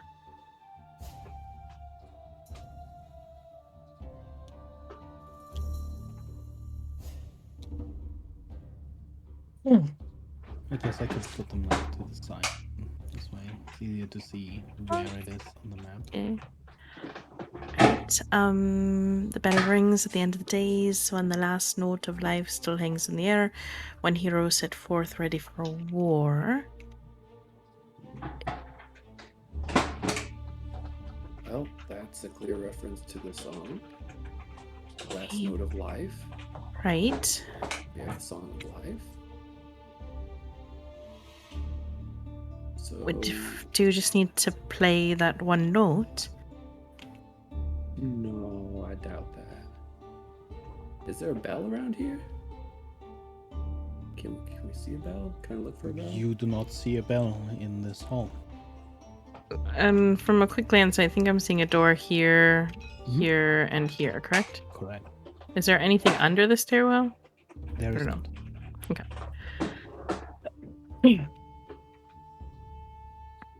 Right. We could look around further, see if there's something.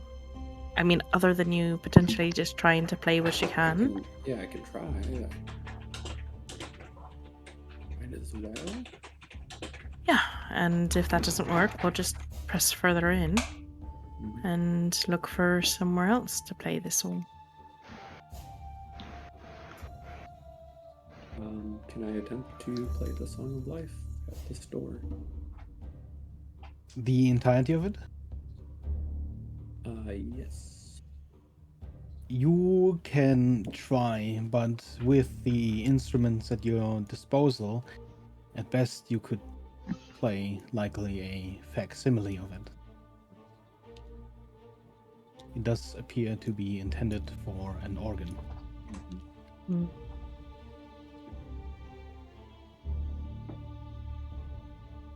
Wow.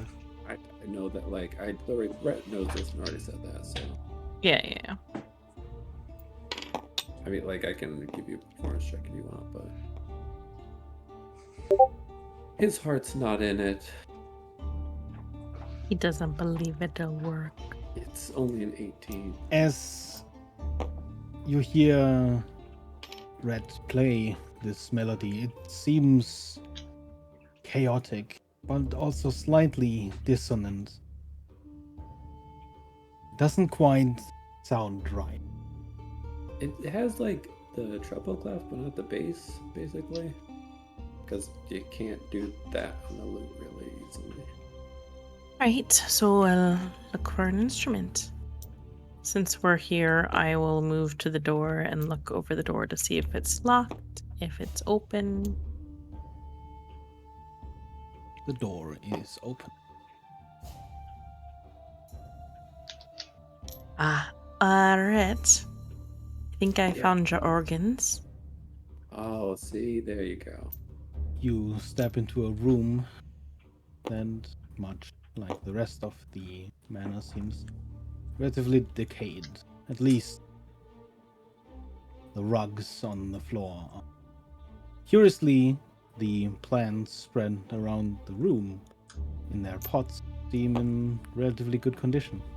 There are two large fireplaces to either side of the entrance, a couple of chairs that stand around, as well as two smaller doors at each side. At the other end of this larger room lies a stone sarcophagus, but even from the distance you can tell that it seems to be smashed open, at least partially, and set into two spaces at the end of the wall. You see two large organs, each one leading hundreds of pipes into the wall. You don't need two people to play this tune, do you need them, Red? I think so. It doesn't look like that to me. That being said, those are going to be really loud, so maybe we should search other things first before we draw attention. Fire. Then I'll go ahead and start moving over to this door. Okay. Open that one up.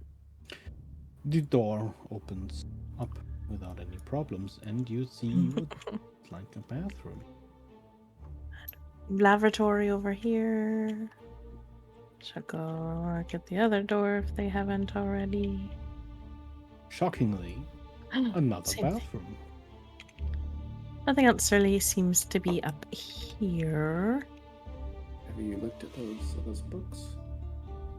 Conducted. Well, she'll go ahead and do a more thorough investigation of the books, of the organs, looking for anything magical with detect magic, curiously glancing at the plants, seeing if there's anything salvageable from the books. Soleil's just gonna check the sarcophagus in the meantime.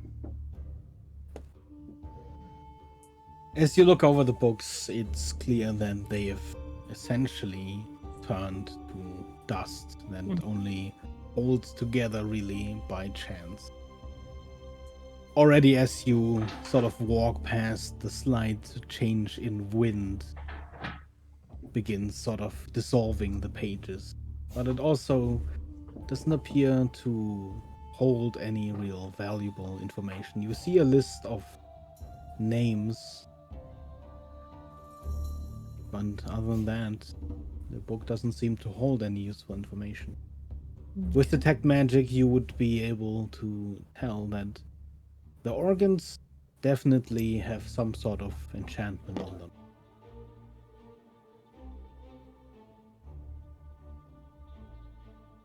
It seems like the organs might be magical in nature. An enchantment of some sort. So, if our Good sign. I feel like that's a good sign. Yes, but it also means that on top of you playing, there's always the opportunity that since there's magic involved, if you play it wrong or not what is required, then there could be repercussions for that. I'm a professional. I'm a Soleil, could you professional. give me an investigation roll? Oh, yeah, my favorite kind of roll.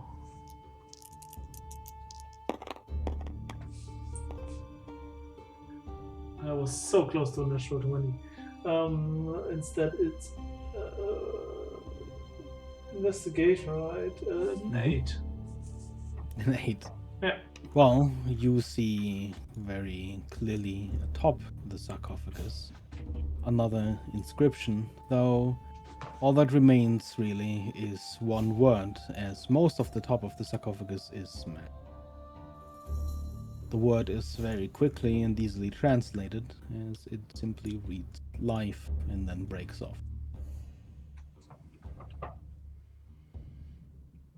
And the sarcophagus itself is empty, right? As far as I can see. Well, in the darkness of the sarcophagus, you do make out something. It looks like a mummified, desiccated corpse. So, Red, this is like some song of life, and here's a dead person here. Mm-hmm. Do you think this could, like, cause a problem? Maybe. Yeah, maybe.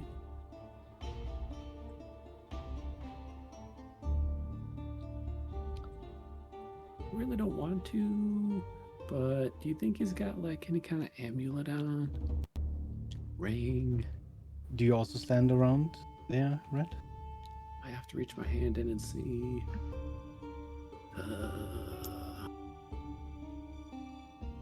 You may also wanna give me an break investigation roll, bones. though. Evelyn, could you come over here? You're more gentle than my big hands. I really don't think I should stick my hands in there. She'll make her way over. Then, I'd rather Red, not. in the meantime, please give me a perception roll. Okay. Really rather not touch it. Whopping 8. Oh, sorry, 11. I misread it. I am up onto the sarcophagus so she can reach in. There is another inscription you notice, Red. In sort of almost the shadows of the wall beyond the sarcophagus, high up, there's another inscription that you can decipher. Evelyn, please roll me an investigation roll. The last glory grows ever still. The first note of death reaches the ears of heroes cold. First note of death. I wonder if there's another song. One for each of these. Stop opening my dice.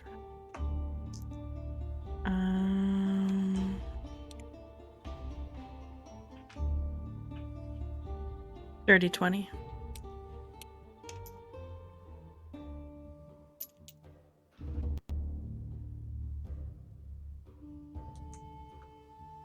As you examine the corpse inside the sarcophagus, you notice that aside from the corpse, the sarcophagus is completely empty, save for what looks like a crumpled note in the corpse's hand.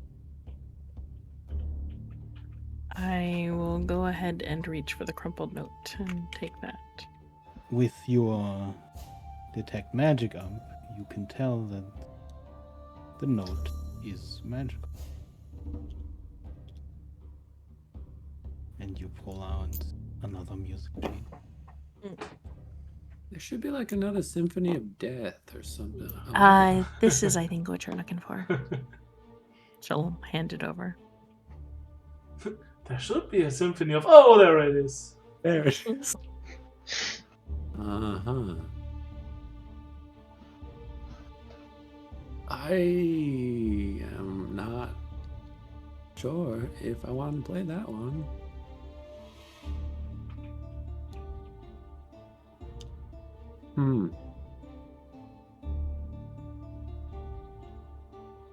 Maybe you have to play them at the same time. time. My arms are not that long. It's possible that if the last note of life still hangs in the air when heroes at forth ready for war, means that it could awaken heroes. It's a far reach, but it could mean that it awakens heroes. And as the tolling of the last glory grows ever still, so the last notes of A Song of Death, the first notes of death reach the ears of heroes cold, also could either mean that it's stilling them or bringing them back. Theoretically. Right. We could look at the rest of the house or estate building and see if there's anything else before we try and mess with these. Yeah, I think that would be worthwhile. I'm certain that these are going to be loud. Yeah. I have a Right. feeling that this is like a training house for the noble men or something. I'll open this door. Go over here. Okay. You open the door into a long hall bearing statues. Each of the statues and its very front seems to bear an inscription in Drow. You can't decipher it, but from its sort of formatting, it looks like a name, a short text, and a date of perhaps death or birth.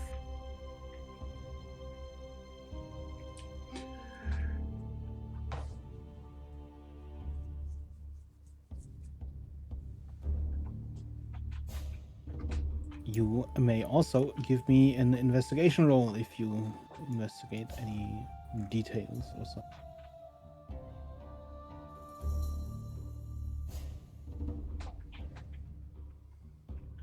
I'll let Huxley go that way and split it up so we're not spending too much time down here as she heads to the opposite door. You enter into a small anteroom. To the right and to the left, both you see doors. I guess I'll take a look at the statues.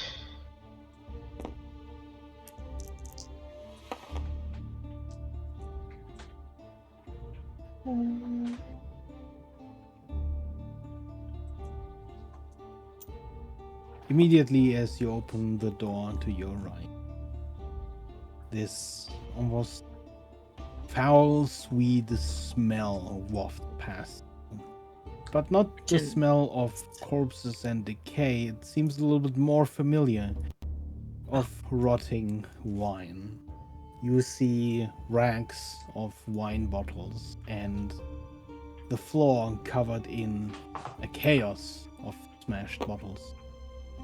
Seems that either when leaving or perhaps when plunderers came by, a mess was created. Not the wine. Can I look for any bottles that are still intact? Yeah, in the rack itself, plenty of the bottles that are still there are intact. Though there are still a lot of bottles here, likely nowhere near the number that was here originally. There are many, many empty slots. None of them ping anything with detect magic, correct? Nope.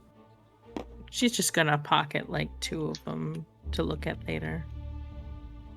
I got a 16 on investigation. Slay is also gonna grab 2 random bottles and will take them with him as a souvenir for Kara. In addition to each of the statues having a small inscription at its front, one of the statues bears a larger inscription at its side, this central one. But of course, the inscription is in Drow.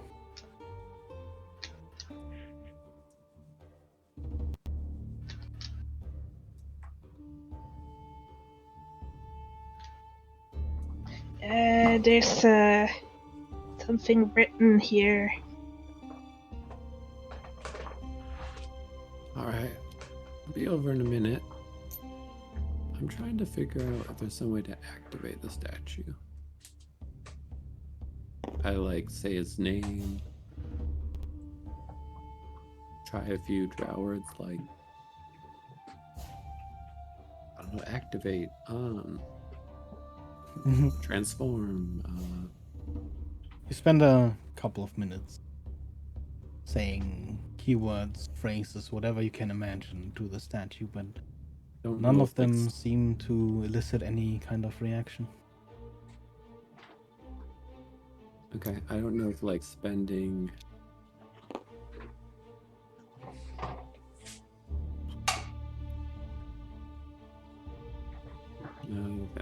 I'm thinking about a spell slot to try and empower it or something, but there doesn't seem to be any kind of button or knob or anything, does it? Not that you can tell. Then I will go over and translate for Huxley. Evelyn, Soleil, you open a room and you're met with the bleached skulls of bones. To your right, large horse skeletons stand arranged and held together by wire to retain their original form. To the left, you see 3 large pillars of skulls stacked on top of one another. And at the very end of the hall, you see 2 large skeletons of minotaurs.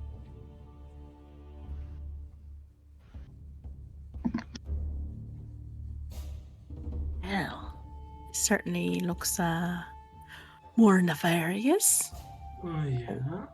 Think you could use one of those skulls? I can certainly try. She's gonna carefully move forward into the room, making sure to keep detect magic up. As soon as you reach that, Uh-huh. you do notice a faint glow emanating from the sword that Hmm. this minotaur skeleton is holding. It seems a little odd. The sword looks tiny in the minotaur's hand. The grip of it, as well as the handguard, is entirely in the minotaur's hand, and clearly too small for the way the minotaur is arranged currently to fully grasp it. These aren't necessarily reading per se. Or do these look more like a museum exhibit, or is there's things that are more closer to the necrotech? These look more like sort of exhibits. They are presented in these sort of dynamic poses and weaponry. They look very unlike necrotech, in fact. They are entirely intact, or at least look that way, to be one whole minotaur, its skeleton. Whereas necrotech are made of so many bones that just form a construct. They're not usually held in shape to their once original form. Right.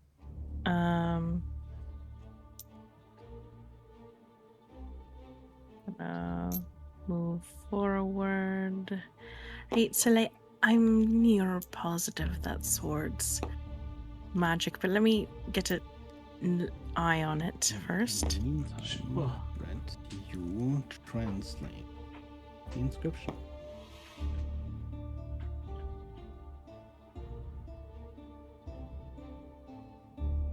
Is there only one inscription, or is there one in each statue? There is an inscription at the front of each statue. As you read those, Rand, they become relatively clear.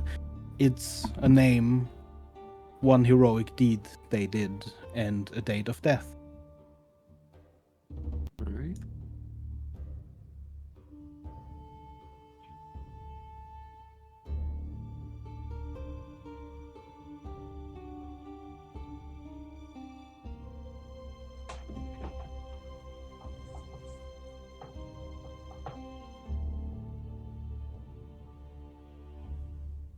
And this both of you would have noticed there is, of course, Mm-hmm.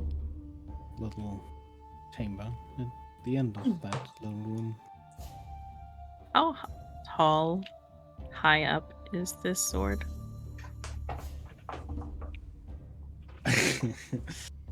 The Minotaur in its entirety is about 25 feet tall. So it's probably at around 10 feet high. Slay, could you help lift me up so I could touch it and see what magic it is? Sure. So I'll reach up, try and lay a hand on the sword and cast Identify. As you cast Identify, you realize that the enchantment magic that lies on this sword is some sort of magical trigger. It doesn't carry any spell, any curse, or any sort of properties that a magical item would have on it. It's more like it's the trigger for a magical trap. More like a magical effect. Even if it were a trigger for a magical trap, you do not sense any magical trap nearby. If the trap was attached to the sword itself, you would, by identifying, sense the trap. So what does it do? Right, Is it a good sword? It's more no, like a key item, if that makes sense. I think it's It'll trigger something that something. something happens. Is like on the movement of it, or just it could be used somewhere. It could be used somewhere. I think it's possibly a key to something, maybe. It's not really the sword, it's just got an enchantment of something on it. Should I try and move it? Yeah. In front of you, Huxley, Red, in a small sort of chamber, surrounded by dried out and dead plants, you see a large bell hanging from the ceiling. Bell. The bell.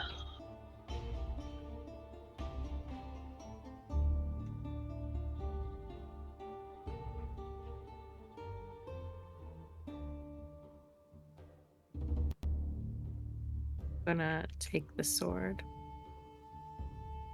Okay, you have a sword. I'll hand it to Soleil because it's probably still relatively large for Evelyn. Yeah, it's about the size of a great sword. And so they will immediately see how it lies in his hands, if it's well balanced, like the typical I'm a fighter. Not Immediately very well, even though it is the size of a great sword. It looks to be fashioned like a one-handed longsword. The handle is way too short to grasp with two hands, making it almost impossible to swing. This is a terrible sword. You sure we can use this for something? I'm positive it's for something, just not what sure what yet. Well, let's take it for now then. Right? Oh, there's the bell. What else in this room? We should head back.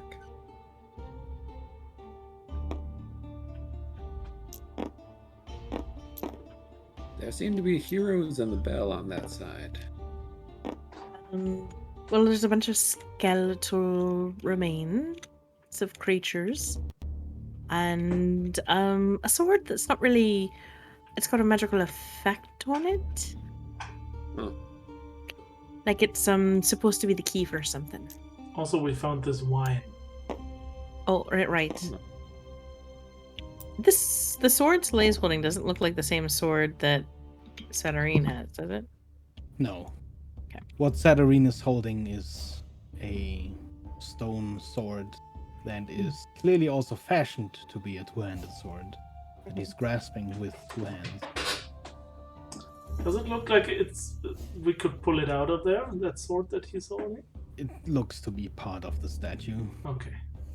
Is the sword like the same color as these guys? It is. Looks kind of like the statues in that room. I didn't look closely, but maybe one's Head missing. into the room. Are any of these knights not holding a weapon? Well, I was gonna let you roll investigation, but you are exactly right. The knight with the inscription is not holding a weapon.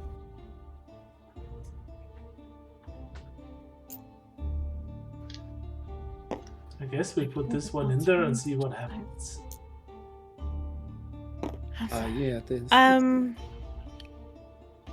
Oh yeah, Reading the as well as inscription. when you step into the rune, Evelyn, you would be able to tell that there is enchantment magic on this statue as well as on the bell. Hold off on putting the sword in yet. I think I played the songs first. Right. The inscription here says, "Once life and death have danced their death, or danced their dance." I would assume you need to wait. So the bell plays at the end of life. Yeah. And as the tolling ends, the death song is gonna start. Yeah, I think so. So it's And Song of Life, Bell, Song of Death. Sword, maybe? sword. That seems Seems- like the most straightforward answer. Uh-huh. So you found skeletons like And there's 2 large minotaur skeletons and 2 skeletal horses. trophies. Well, they're more like a museum exhibit. Like they're all hung up with like wire and stuff to make them look like they're supposed to. And like 3 pillars of skulls. Yeah. So here's the thing. I'm just concerned about this last line that only fools remain. Right. It's like That we would be shouldn't us. be somewhere. We remain. Yeah. But where should we not be to be fools? Because that guy over there is the father of fools. I mean, I don't think he's my daddy, but...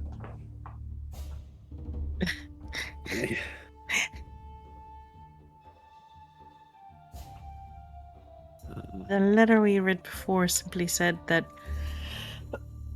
with the symphonies they can get the relics from the domain, from the Domain, and that they won't let them take the weapons. We just might have to move somewhere very quickly after we do guess. this. We're already going to have to be a bit spread out to be able to do this all in the proper timing. While you guys discuss this, why don't we take a quick 5-minute break just because I really need to go to the toilet. Okay. Sure. That's good. That guy's trying to kill us, no doubt. I think so. I'm worried that there's 2 organs. And that we have to play a specific song on a specific organ, which I would be inclined to say life first and then death. Because of the thing that was here, right, on the Mm-hmm. sarcophagus. Right, and just following also natural order. Yeah. I don't know where we're supposed to go. I wonder if this is a staircase that opens. Yeah, Where? when only the fool remains. Oh, right. Maybe it's the fool is not us. Maybe fools is just for the statue that Only fool remains, that so it's gonna connected move. to the father of fools. Yeah. Yeah. Like that statue opens, like that's the thing, or Mm-hmm. it's what it feels like. I don't know. I'm inclined that we're But gonna I need don't to. get the who might rule. Like I don't know. Who may yet rule? It could be that there's weapons inside of this statue or something. Maybe not even a staircase. Maybe just something revealed. Like, because we're be. talking about relics. Right. So that could be something of like a crown or I don't know, a scepter or something that could be. Yeah, I'm gonna run to the bathroom as well, real quick. Mm-hmm.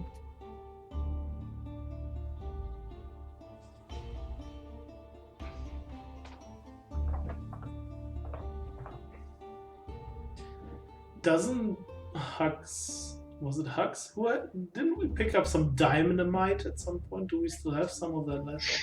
I have some dynamite. Yeah, how about we just dynamite that statue and be like, fuck this riddle. Blow it all up. It's always Smash the the best solution. statue. Smash the pianos. Yeah. Beggar just made this intricate riddle and we are just gonna dynamite the whole place. I feel like that's the emergency solution if we don't figure it out.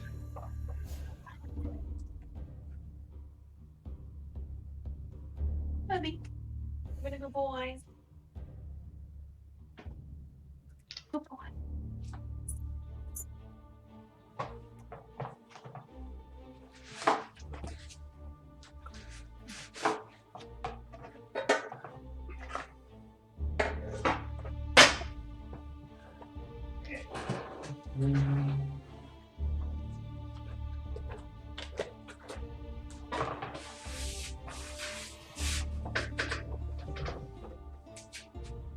I am back. Hello. Welcome back. Well, hello there, Beggar. We have made a decision. Blow it all up. It's called dynamite. Dynamite. We do have explosives. Yeah. I just wanted to let you know we have explosives and We have one powerful explosive. they would fit really well on this statue of the fool. You could try. I have one powerful explosive and one potent explosive. Mm-hmm. Did the Not statue sure in the which middle of one's the more room also powerful. have some magical stuff on it? Yes. Abel? Okay. Mhm. Okay. Yeah, magical. If it's magical in nature, then yeah, then dynamite wouldn't do much. If it's just an enchantment on the thing, maybe it would. Huxley will rummage through the wine cellar to find something that might be worth some money.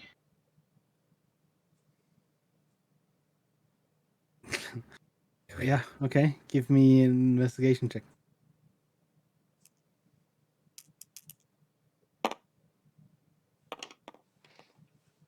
11.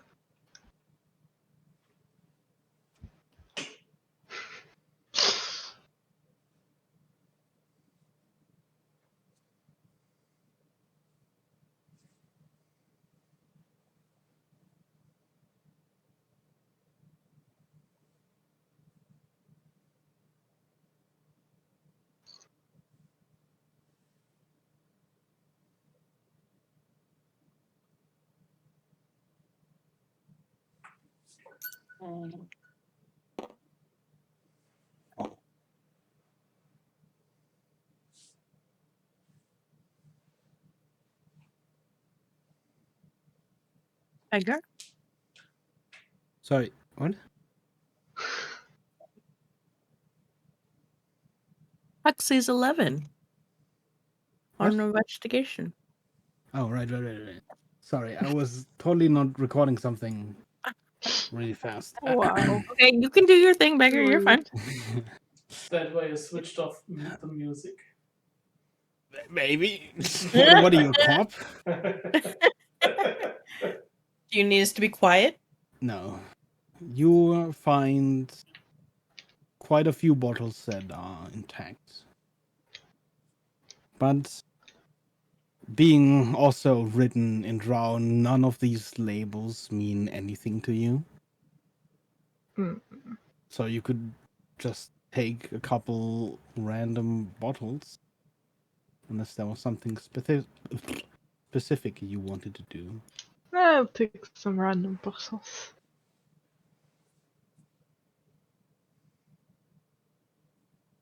Well, shall we put our plan into a test?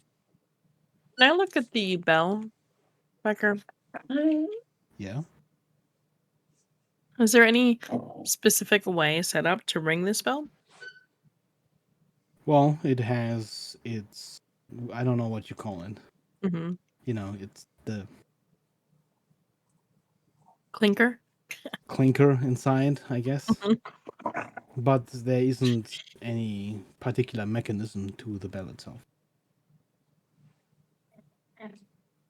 Where it's attached at the ceiling or wherever it's at? Is it like, does it look like it swings?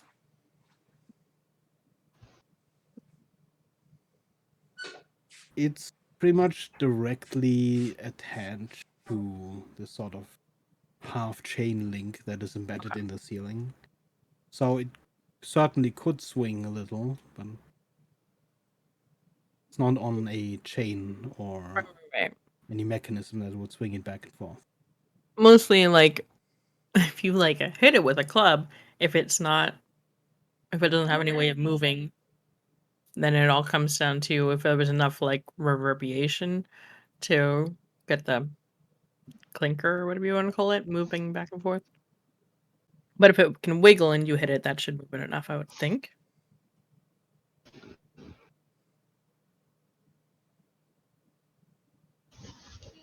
I mean, as far as you can tell, Mm-hmm. should be. Right, it might take a bit of force to get the bell ringing. That might be something Huxley has to do. I can ring the bell. Sounds good. I'd say maybe most two of you hang out in here. So I'll do the playing. Somebody maybe stay at the door up there. So let me know if the skeletons come out for some reason. I don't know. Do you have a preference on where you stay, Silly? Not really. I'm gonna go where you need me to. I don't mind either way. I can stay at one doorway, you can stay at the other, and we can relay things back and forth if needed. That's a good idea. Okay, then. I'll stay down here with Huxley. I'm gonna go upstairs then. Give me 1 second. Okay. It's gonna go. Oh. Oh. The quickest recording ever. Do you think we should lock this door? Can we lock this door? Let's just solve the riddle while Beggar is gone, and then when he comes back, we'll just already have it solved, so. Yeah. You know, Yeah. can just skip over it.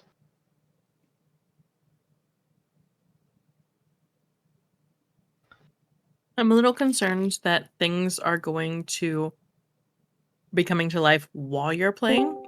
Mm-hmm. Mm. And Welcome then do back. a big battle in the middle. Mm-hmm. What? Nothing. Okay. Huh? About it. What? Hi. It's solved. We solved it. Yeah, we solved it. You can tell us what happens when we solve it. You know, Mhm. Right. really good. So, what is it you guys do? I think I think we I'm can- standing in this doorway, ready to either communicate to Huxley the proper timing or keeping an eye on both this area and this area. So if something goes wrong, I can relay it up to Soleil, I think, who's going to be. Just in Oh, case I see. Soleil goes back where he and Evelyn were and closes all the doors. And communicate with Soleil if something goes wrong over here. And I think Soleil is going to be communicating with me if something goes wrong up there. So we can all talk to each other. Yeah, when there's Um, music and bells ringing and stuff, it's Yeah. I don't suppose either of the organs have a label on them, do they? we just figured the one that you were standing at is probably the live one because of the sarcophagus, but we don't really know. You do not see any label. Okay. Well, the inscription of the sarcophagus actually side. Oh, Unhelpful. oh well. But they say two sides of the same, so whatever. We'll give it a shot. Yeah, just try it out. What's So, the worst that can happen? We all So you die. play Yeah. first the Life. Symphony of Life on the left. Okay. You begin playing.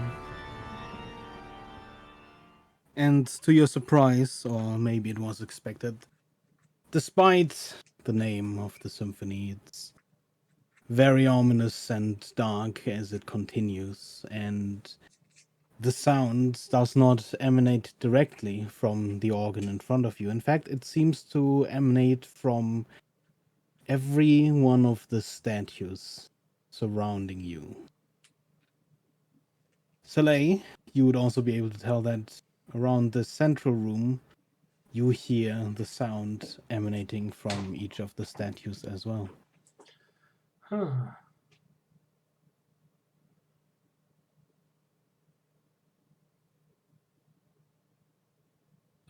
As it starts to come to a close, kind of gives Slay the signal to like ring the bell with your hand signal.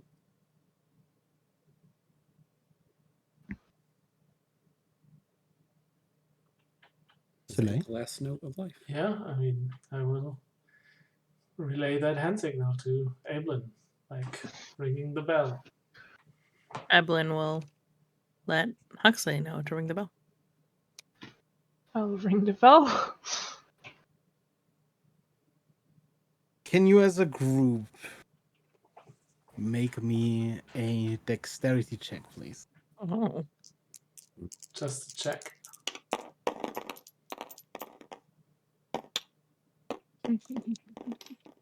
To be 18.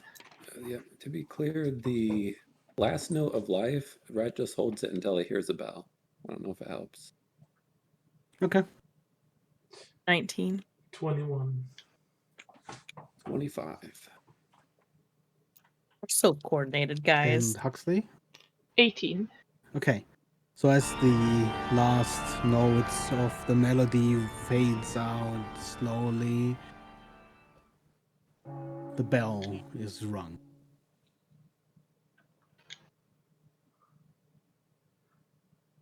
In the meantime, Red is gonna run over to the... No, Yeah, I don't know. exactly. Yeah, is he doing it? Okay. Yeah.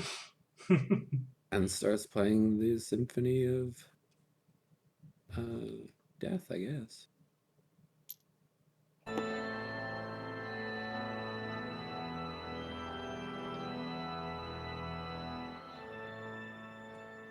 Again, you all hear the music emanate from each and every one of the statues. And as the last note fades, We'll put this sword Yeah. in that. I give the like Evelyn stabby puts signal. the sword in. Mm-hmm. The sword clicks into place, and nothing seems to happen.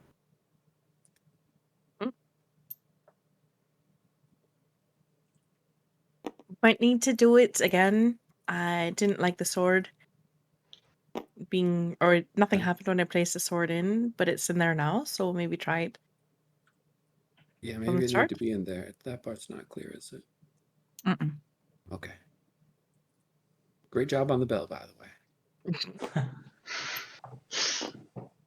way. We'll do it again. Mm-hmm. Okay, this time with the sword in place, you begin playing the Symphony of Life. As it fades, the bell rings. And immediately after, you begin playing the Symphony of Death.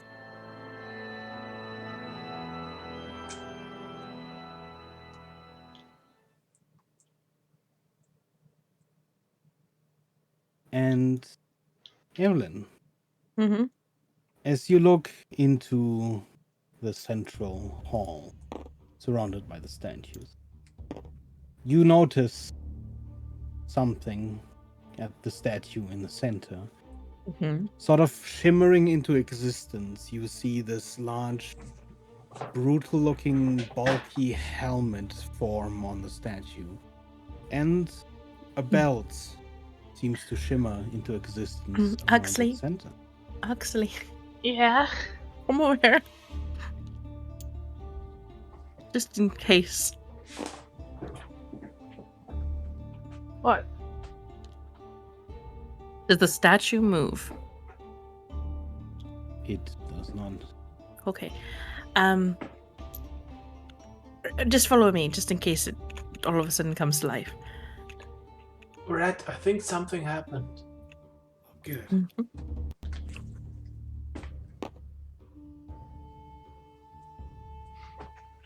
I'll go ahead and try and climb up the statue reluctantly. What is your passive perception? Mine? Mm-hmm.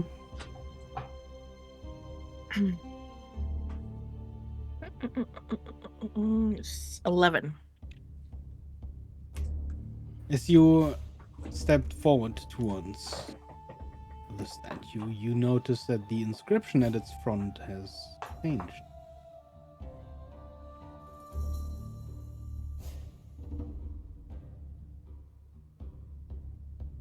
You know, none.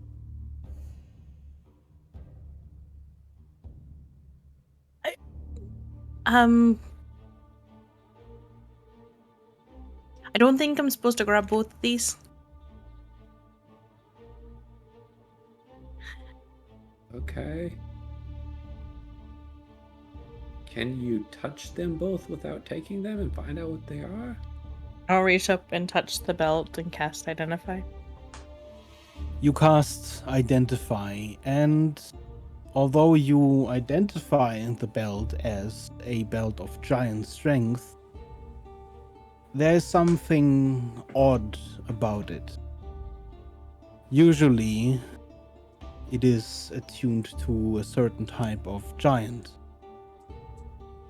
But it feels to you as if it wasn't attuned yet. At the center of the belt lies this empty slot a gem could comfortably fit in. I will climb up the statue to try and touch the helm and cast Identify. As you cast Identify, you find out that the helmet is the helm of Devil Command.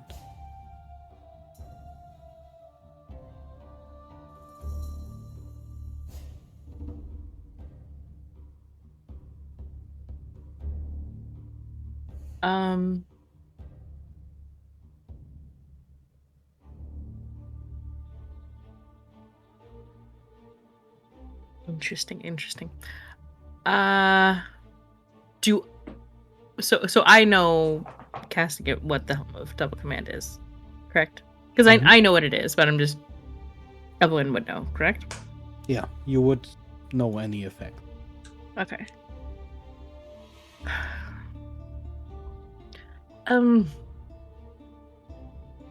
Right, so the belt is for giant strength, but it's odd as it's not like it's quite finished. And the helm is the helm of Devil Command. You have to be able to speak Infernal to use it. I don't know Infernal. Me neither. Anybody know Infernal? No. Which I'm a little concerned. Handle none. Who can handle none? 611. I mean, being strong is helpful. I don't know how many devils we've run into, so. Also, none of us can talk that way. Right.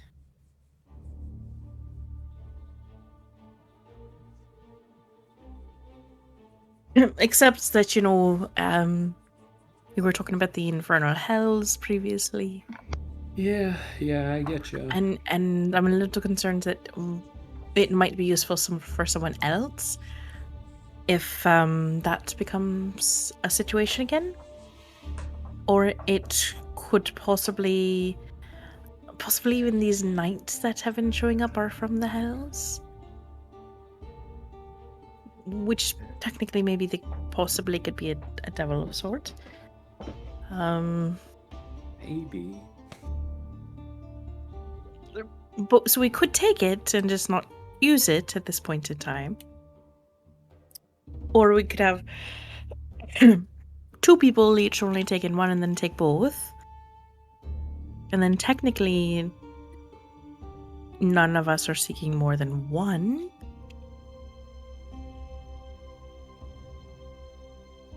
Yeah, I mean, maybe if we go back through the process, that'd be okay.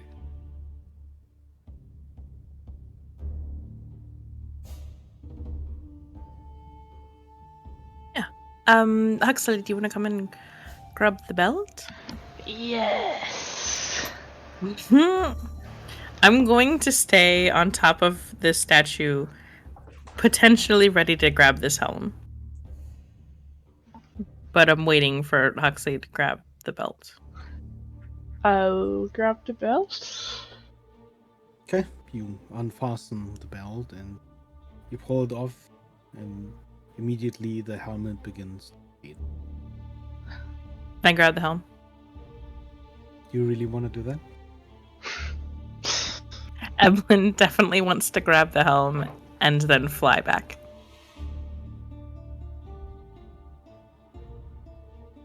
Fools. Because she doesn't know how to say no to a curious thing.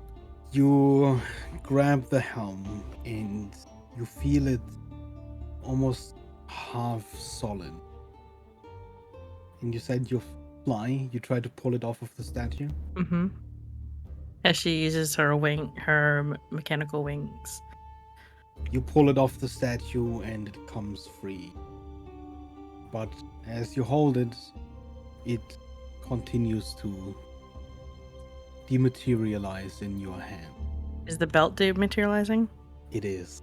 I let go of the helm. I try and push it back on the thing's head.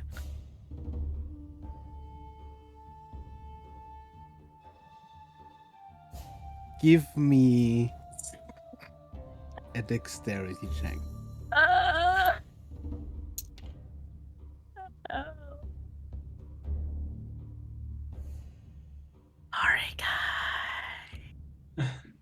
I told you we had to play it. Oh my god. Evelyn, no. That's 16. Can I use my snip to? I want to use my snip. Sure. Here, Rebecca, take my snip. Sure.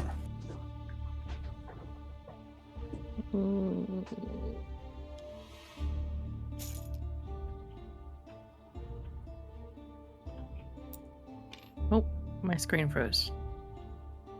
Did it roll? I think it just sort of hopped up. I don't think Just it like actually hopped rolled. in. Maybe one, but like not really. Wait, I wouldn't do that. I'd never do that.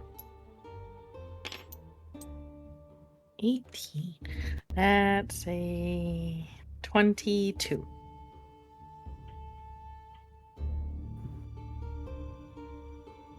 You throw the helmet almost back down. And just as your hand feels almost nothing, almost like you are only holding this sort of, almost like a gas of silk, the helmet slides back onto the statue. And as it rematerializes, so does the belt.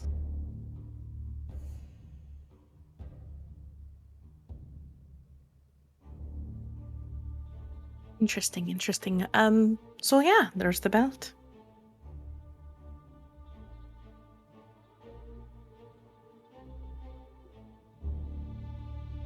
Mm-hmm. The silence. It's just like, I knew that was going to happen. It was a science experiment. It was Well, just. as you get belt of giant strength, the type of which has not yet been determined, this is a good place to end today's session. Which was a great session, by the way. Mhm. It's like, I was fighting at the end there. I was like, oh, well, I mean, I wrote it down that they both vanished.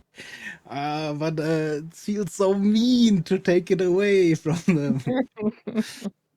Oh, From the Lucky that you barbarian. used your I sniff need there. it.